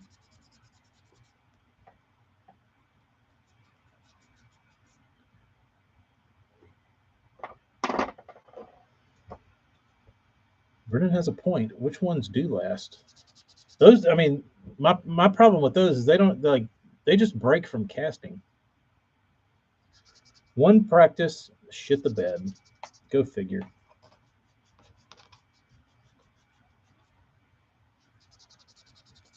You needed a stranger in the boat. The damn team shit. Not for you, bro.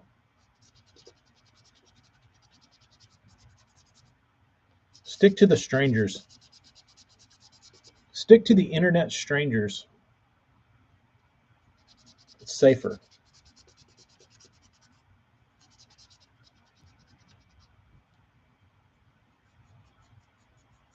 Look into walleye plastics. I think Mr. Twister makes the same color in a swim bait body just like that. Staple in worm bars. I love worm bars. Dustin, do you have a worm bar up near you? I feel like you need a heavy action rod to throw a Zako and a half-ounce jackhammer. The camper string with AJ on channel brands changed my channel bait game 5 times the bites. How about that, John? How about that? That's good. I'm glad that's the first I've that makes me feel good that there's been a positive influence from some garble that came out of mine and AJ's mouth. Had 22 pounds in practice, pretty much would catch a 4-pounder and leave, then couldn't even get 15 in the tournament. Pathetic. Pathetic.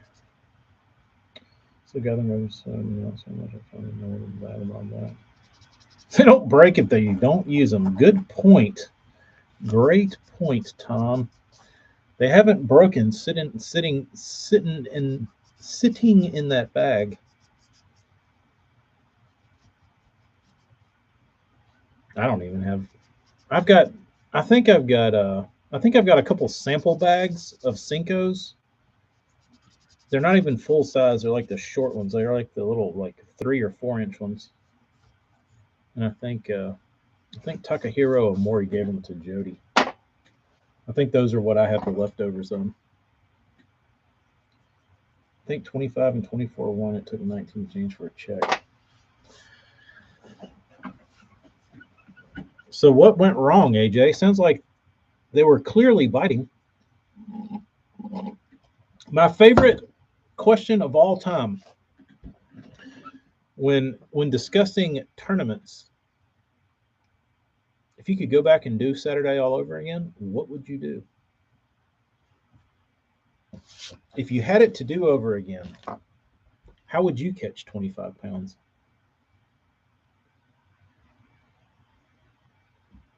Dustin, I do like the FLW plastics. We talked about that on a camper stream. You can't even find them on eBay anymore, dude. I have an FLW search set up on eBay that I get notifications of when there's anything on FLW listed. And the only thing people list is the stupid shirts and the video game.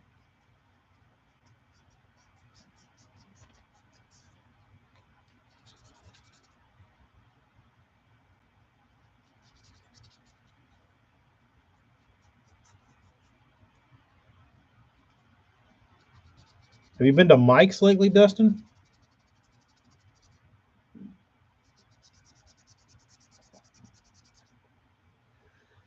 Dragging brush hogs slowly. That is the most paw Bass Club answer I've ever heard in my life. Like, that's the kind of report you read in the newspaper. Bass are biting shallow, dragging brush hogs slowly.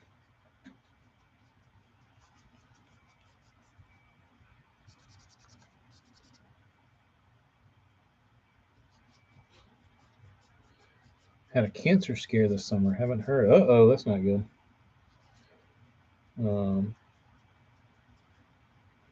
Bought some at a swap meet this winter. Half the tails are broken in the bag. That's a shame. Weed line in 20 to 23. Wow. Makes it hard to find those fish when you have to drag a brush hog slowly through the weeds. Speaking of weeds and dragging slowly,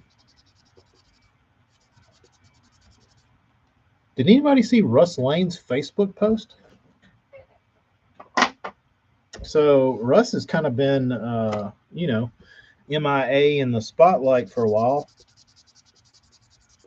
but he came out guns blazing with a damn post today on Facebook.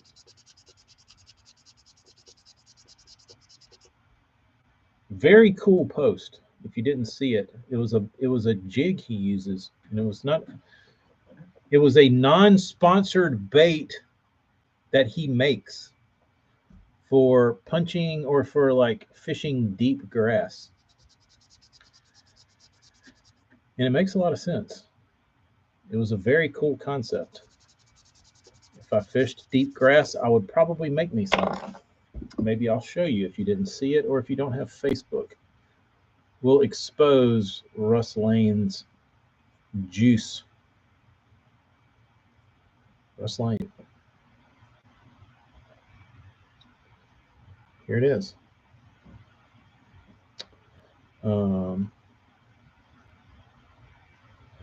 So AJ should be watching the Gene the Machine videos, black trick arms and split tails and black lizards.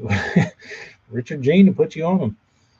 If you want to win tournaments, if you want to eat, have fun, doesn't matter. So Russell Lane says, one of the big reasons I like pouring some of my own jigs is that I can customize the bait to better fit the situation. This is a 1 ounce poison head jig for pitching deeper scattered hydrilla. You don't need a heavy bristled weed guard for that, so I use 2 strands of braided wire. I want a skirt that flares when it hits the bottom, but isn't so bulky that it slows the fall rate. Also, a medium wire 5-aught Gamakatsu ups your odds over a super heavy hook. The Big Bite Kamikaze Crawl is good action, but not so much that the jig falls too slowly. I may regret showing this. So this is the jig he makes. But notice how he tied it.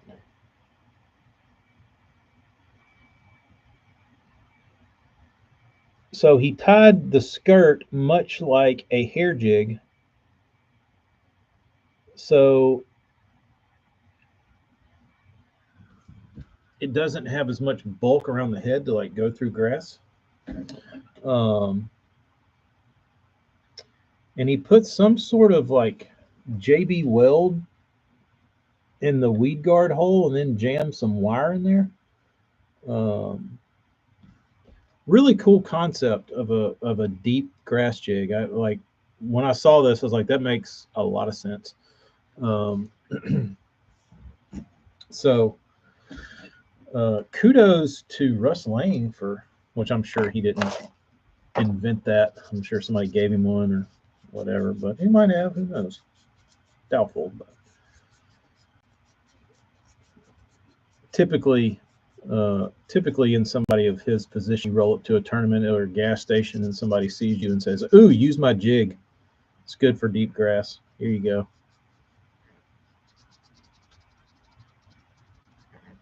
Maybe not though. Maybe he did. Maybe he did brainstorm it.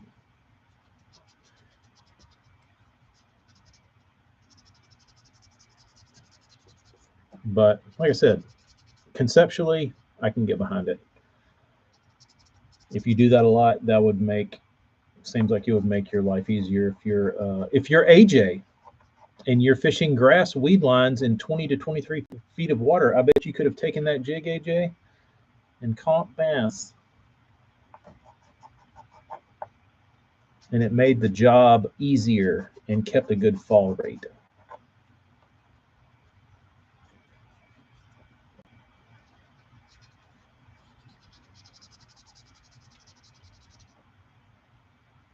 Maybe not. Hayden, me too. That's what I said. I looked at it and I said, I'd fish that. I'd find some deep weeds to fish that on. Sure.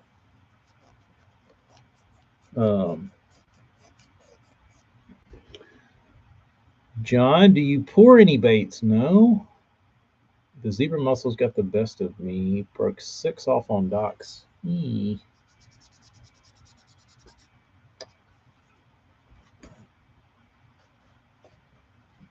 Not good.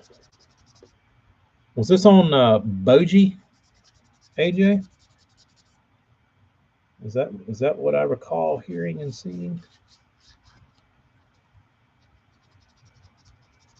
24 a day. Impressive.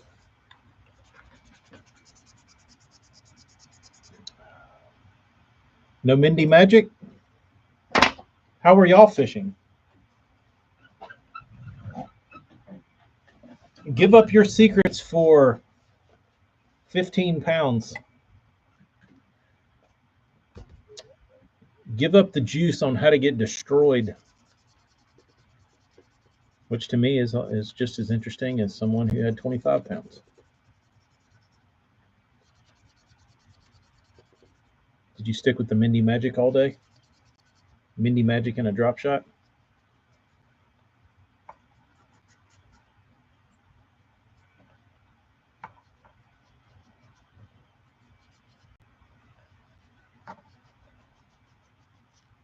Speaking of jigs, I need to call my jig man.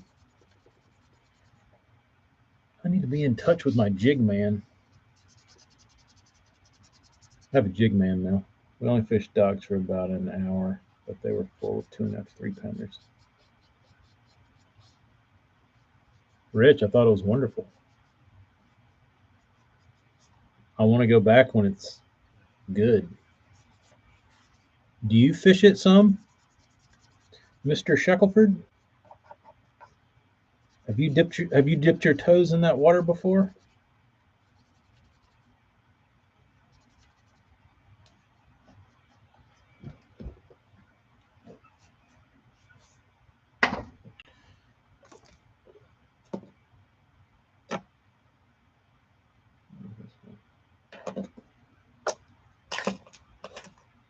No, but plan on it.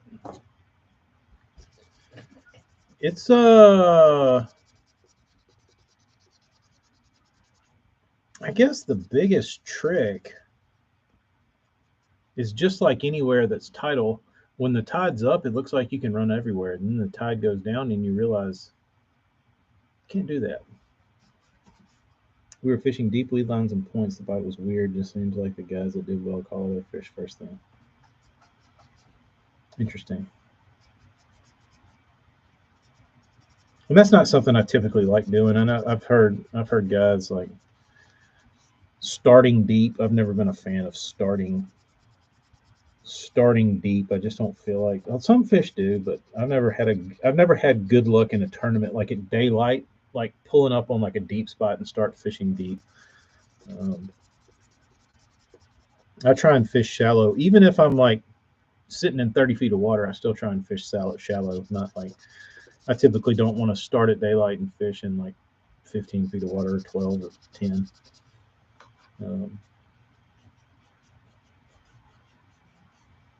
I would think the skirt on a regular jig would lay back on its own and you wouldn't need to tie it back. I don't know. I don't know, Jim. I'd like to see how that one flared. It just seems like it would go through grass easier. Just upon looking at it, upon a visual inspection. After 3 hours, do you consider this a Patreon? No, it's just me rambling. Just me rambling. This is a precursor. This is a warm up to get me back in the groove. Give away a bait. Everybody left, and I don't have. I'm not on whatchamacallit. I would if I was on StreamYard and I could do collect hashtags.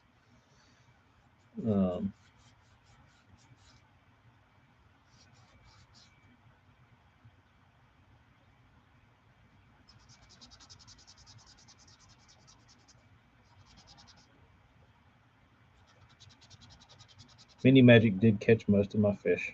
Little jigs and big. Tyler, you haven't missed anything. I am still sitting here sanding on baits. Same thing I've been doing for the last 2 hours and 24 minutes. But I'm going to, I have 3 more, and then I'm going to try and get all the transmission fluid off this desk so I don't have contaminated baits.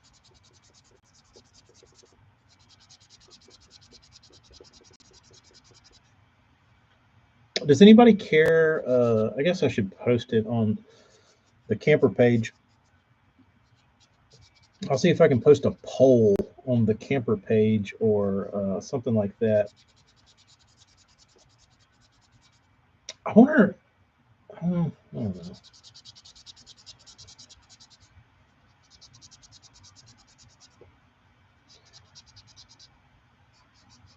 Travis, not really. Not that I can think of. Maybe so much time has passed. I don't recall. We're talking about Russ Lane letting out the juice on his Facebook post this morning of his jig he hand pours and ties and makes. I don't know if you saw it, but it's for fishing deep grass. He's got the skirt tied like hair jig, and if it would focus, he took out the weed guard and JB welded 2 pieces of cable in the weed guard. There you go.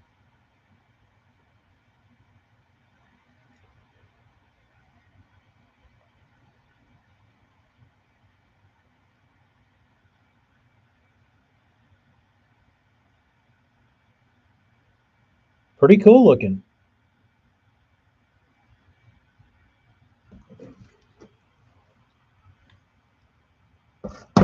Rich, I was out there bathing in transmission fluid on Sunday, and it was all down my arms. And I sat down like this, and then I looked around, and there's transmission fluid glowing across my table.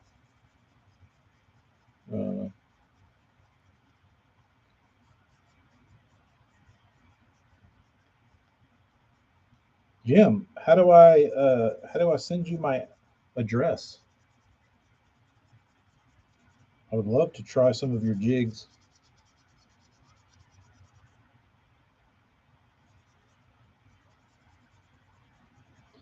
Dude, they've been making that.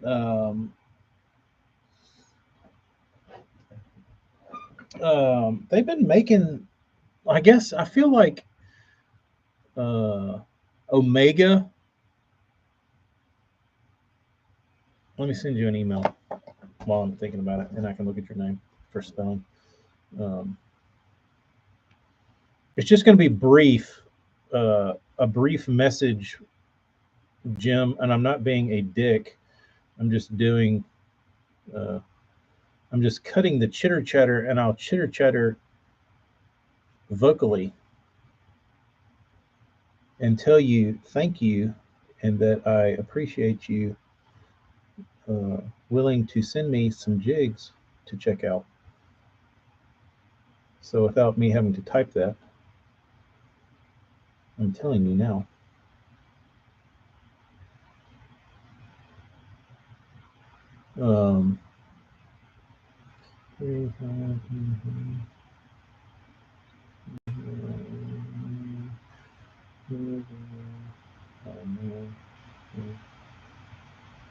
Okay. Should be on there. Oh, but like I guess it was Omega that came out with that first color, that brown living rubber with the green Mylar Flashabou stuff. But it for whatever reason it has continued to linger and last. Like you still see it on jigs. It like I've never thrown it, and I don't know anybody who does. But obviously, there's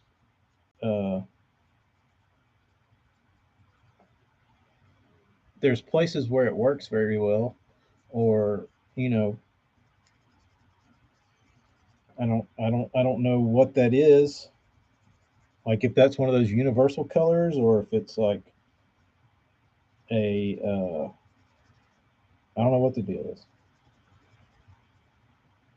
But there's something to it, obviously, because it's been around for damn forever. What are you gonna make your first cast with, Jeremy?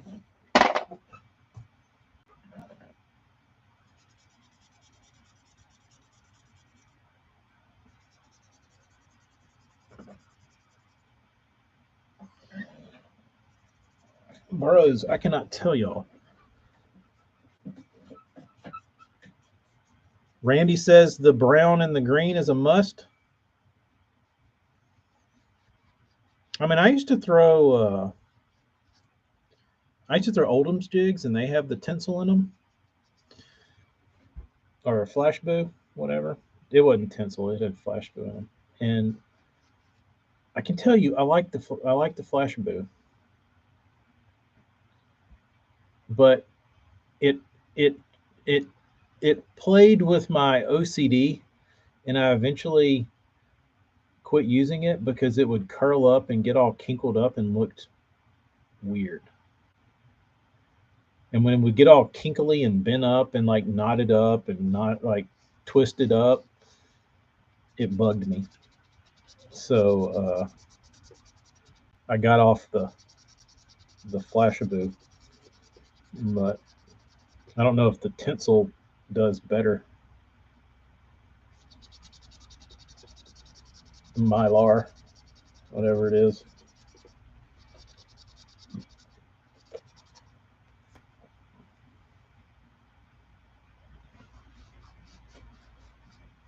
Randy says it's a must. What's old Randy been doing? Anybody been keeping up with Randy? I haven't watched a Randy video in a while.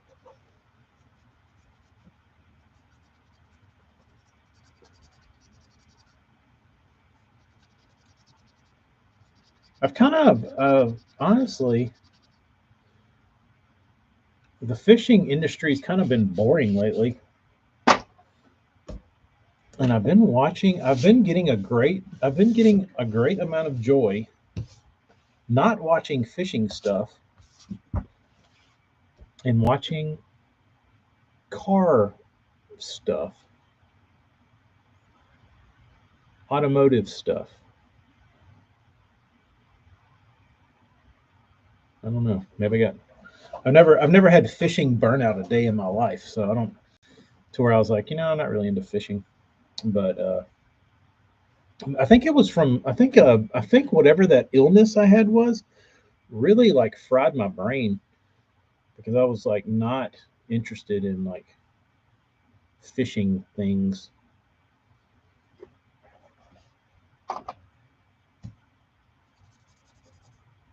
But it's coming back. Excuse videos. Uh, Here's what you need to do if you want to come in 90th place. All right. Time to go give these guys a bath.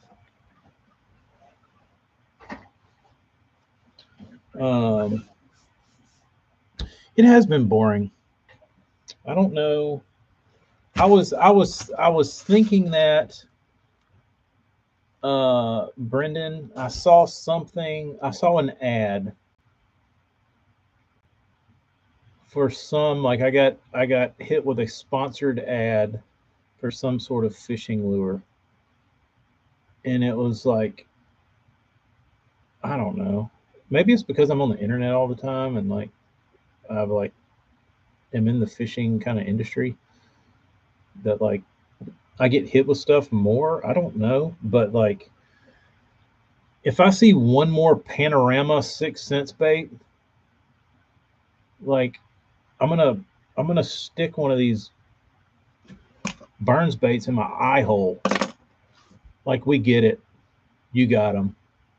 Who gives a shit? Like you don't know what to do with them. You know what I mean? Like I just every time I like get on something, it's like oh I got panorama. It's like so. Uh, you know what I mean? Like 5 minutes later, you're gonna be on some like Facebook group going, what do I do with these? How do you rig them? Their marketing makes me want to not buy their baits. It's I mean it's not even their marketing anymore. It's such a snowball effect that like it's not even in control much anymore. They just let the 6 cents army just like leech into everybody's households. Um,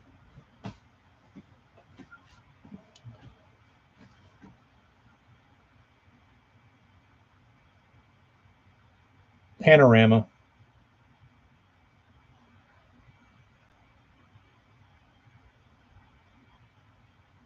Something you want to get my opinion on after the stream.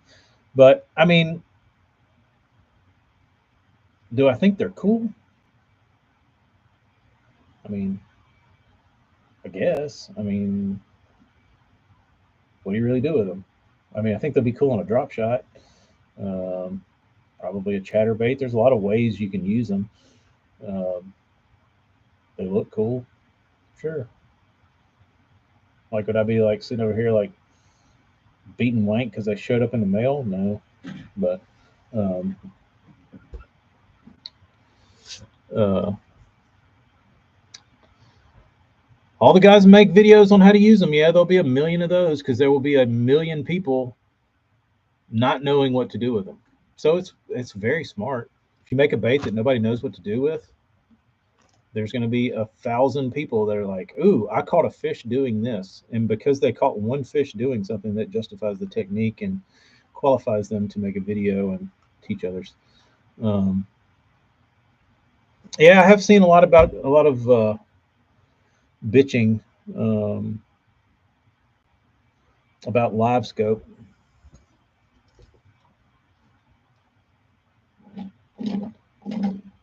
Wouldn't hurt my feelings if the elites didn't get to use it. It's funny though, because the more and more as time goes past, the more and more it seems like they're wanting to go backwards.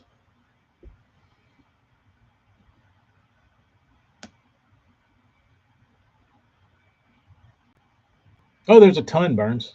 There's a ton, and that's the problem. And it's not. I don't know that it's a problem, but it is a double edged sword um, in the fishing industry. When you have a guy who creates a bait with a certain purpose, and he builds a bait for us, he builds a bait for a bite or a technique or a circumstance that he has encountered or will encounter, and he needed a certain bait to match that whatever he had in his mind. And uh, and then somebody hypes it up or whatever, and you buy it, and you don't really know what its purpose was or how it was supposed to be fished or whatever.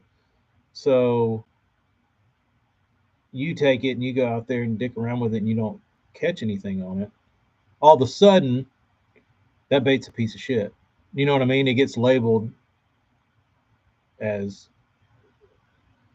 shitty because you took the bait that was meant to be fished in 20 feet of water in flooded timber, and you went and threw it, you know, in a pond in 6 inches of water, and it got hung up in the weeds, and you're like, "Oh, this thing's trash." Um, they are a no-go for chatterbaits. Really? What did it do?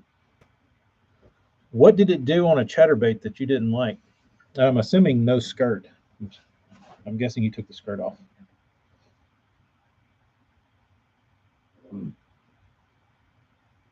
I thought that would have worked okay.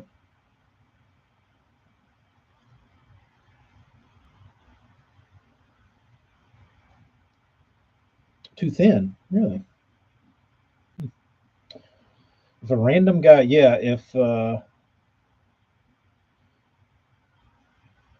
I'm trying to think anybody, like if X Zone would have come out with those, and X Zone is pretty reputable. Like they've made a push. If X Zone would have come out with those, they wouldn't have sold any. If Big Bite would have made those, they wouldn't have sold any. Like, and it's just marketing. Like they know how to market their shit, and they know how to sell it. Those other people don't.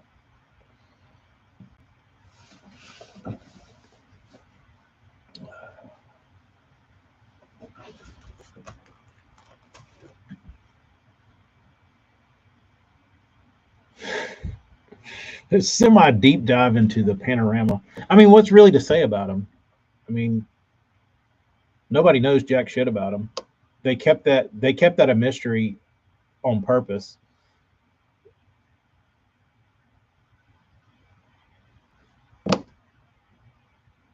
You know what I mean? Like, it's not like it's the chatterbait.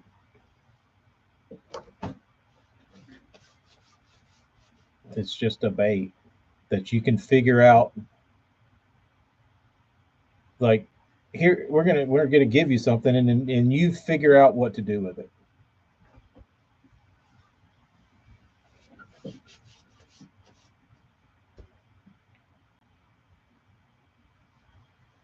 Rich, what's up?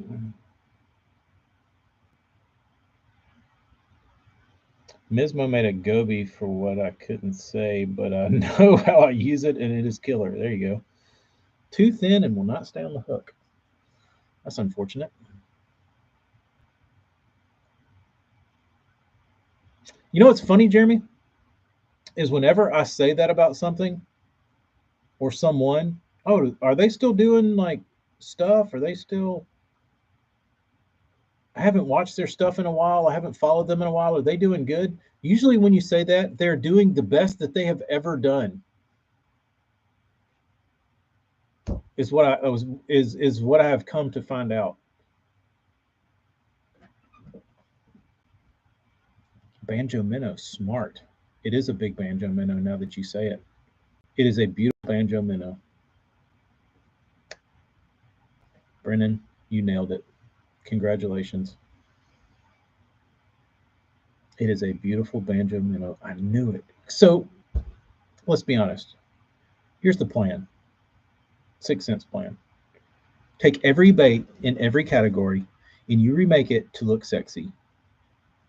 Just think of a bait, and they've done it. You just go through the gambit of all baits in every category and you make one with your name on it that looks sexy. It's the business model. That's what that one is. How do we make a banjo minnow sexy? That's exactly what they did. I never put the two and two together, but there's always a correlation to their baits. They always are derivative of something that is hugely popular. And they probably said, what's the most popular bait in the last 20 years? Banjo minnow. Huge. Nailed it.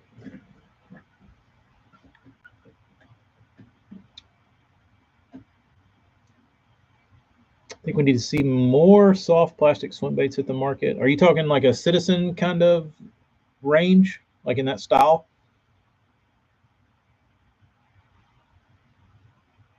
Or are you talking about like a Tyrant? Do you want a 10-inch soft plastic? Or are you saying from 6 to 10 inches, that range? Damn it, Brennan. I feel like such a fool that I didn't connect those dots.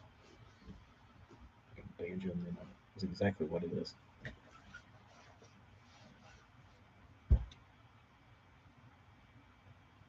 They're smart, dude. Casey's smart as shit.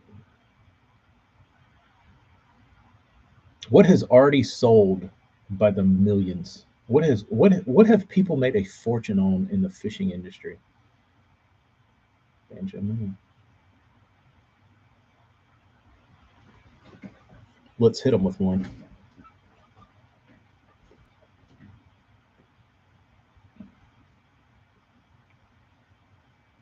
The funny thing about it is it's the exact same concept. Like people bit on the banjo minnow, people bit on the panorama. Like it's insane. Like when you think about it from a marketing and a sales aspect, it is insane how it works like that. Like it's like, oh, they did it. Watch this.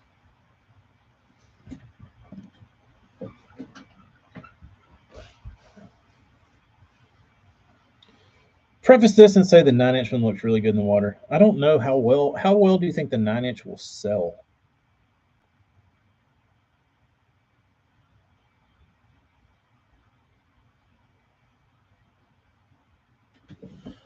BBC. Of course he likes the 9-incher. All right, dudes, I'm gonna go clean up a little bit, clean up myself, clean up these baits, and hopefully get back into the groove of this tackle crafting. Banjo minnow made fish bite even when they were not hungry. It created a predatory reaction. They couldn't resist it. Dude, that infomercial was so good.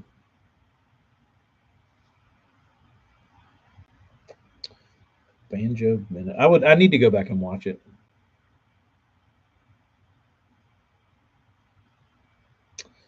Depends on how many DDs Josh Jones and Millikins post. Well, they need to get out of Texas and go to like Indiana and do something. That would, uh, you know, that would help. You got it, Jim. All free marketing guys will post which way is the best.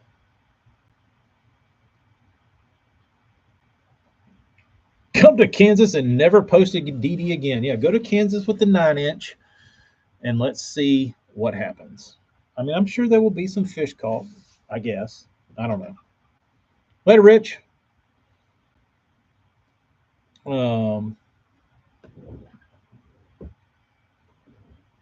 Just shook off a bass on a sea rig. Are you sea rigging a panorama? If not,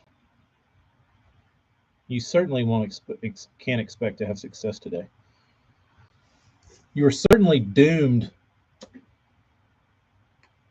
in your tournament success.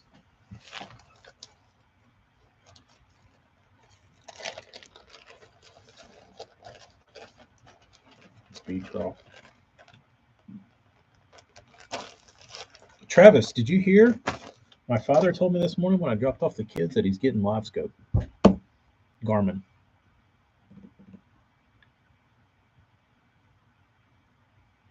Nine-inch was in stock for 3 days.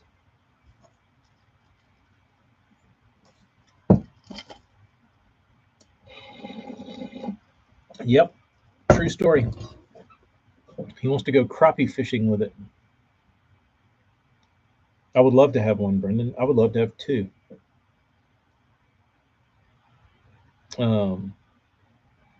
But I tried to explain to him. He was like, I think me and the judge are going to go in together and get the LiveScope. I was like, cool. So which one? He said Garmin. Good choice.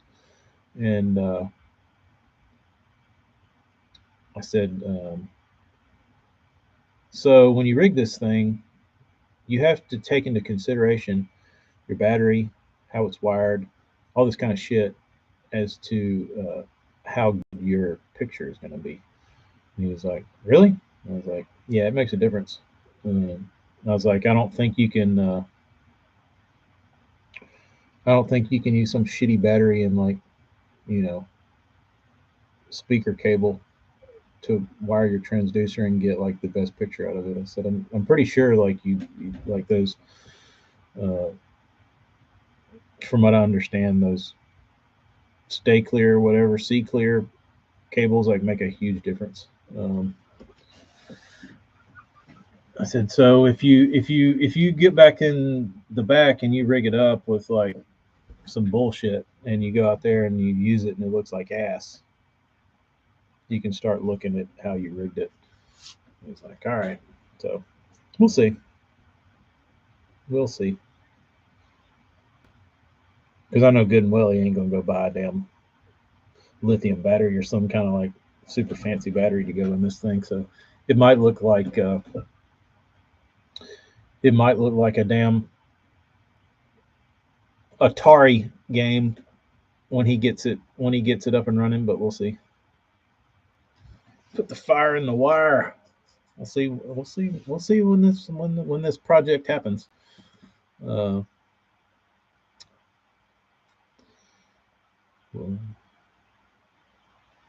my dad's gonna be a scoper. He's gonna be wearing it. He's gonna be proudly walking around sporting his Scoper Die shirt. Oh. Can you tell me why Spro put cat eyes in the CSs and not just regular shad eyes? I don't like the look of the cat eye. I'll pop these out and replace them with round pupiled ones.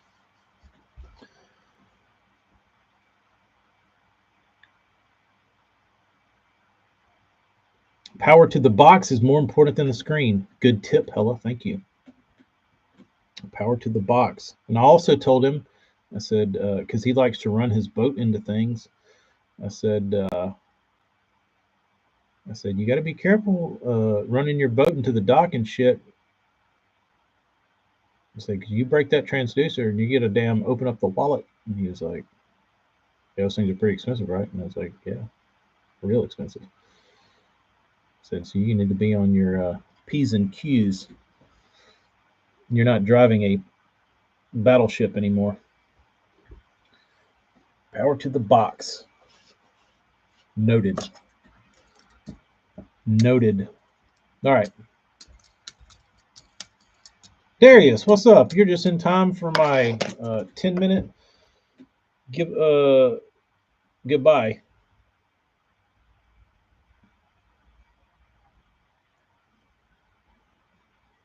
Daryl, what are you getting burnt out of?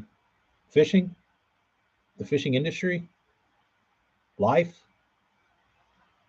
Live scope? Catching crappie?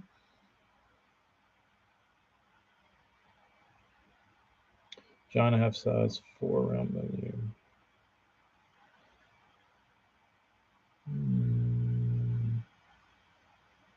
Darius, it's because I took a hiatus. YouTube is I'm not in their good graces anymore. Oh, you're getting burnt out on sea rigging. If it's for crappie, just put on a separate pole, no troller. It will be strictly for crappie, yes. He mentioned that. He's like, some guys don't put it on the transducer, they put it on a pole. That would probably be safer for him to put it on a pole.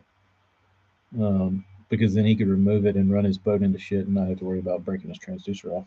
So I'll mention that to him. Look up the pole mod. Let me write this down. So you said power to the box.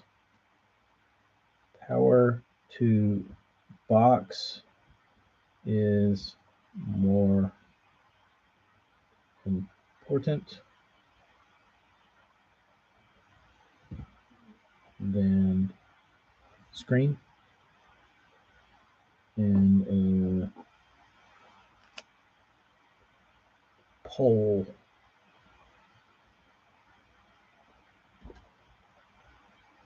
Okay. So I'll let you know when this thing comes in.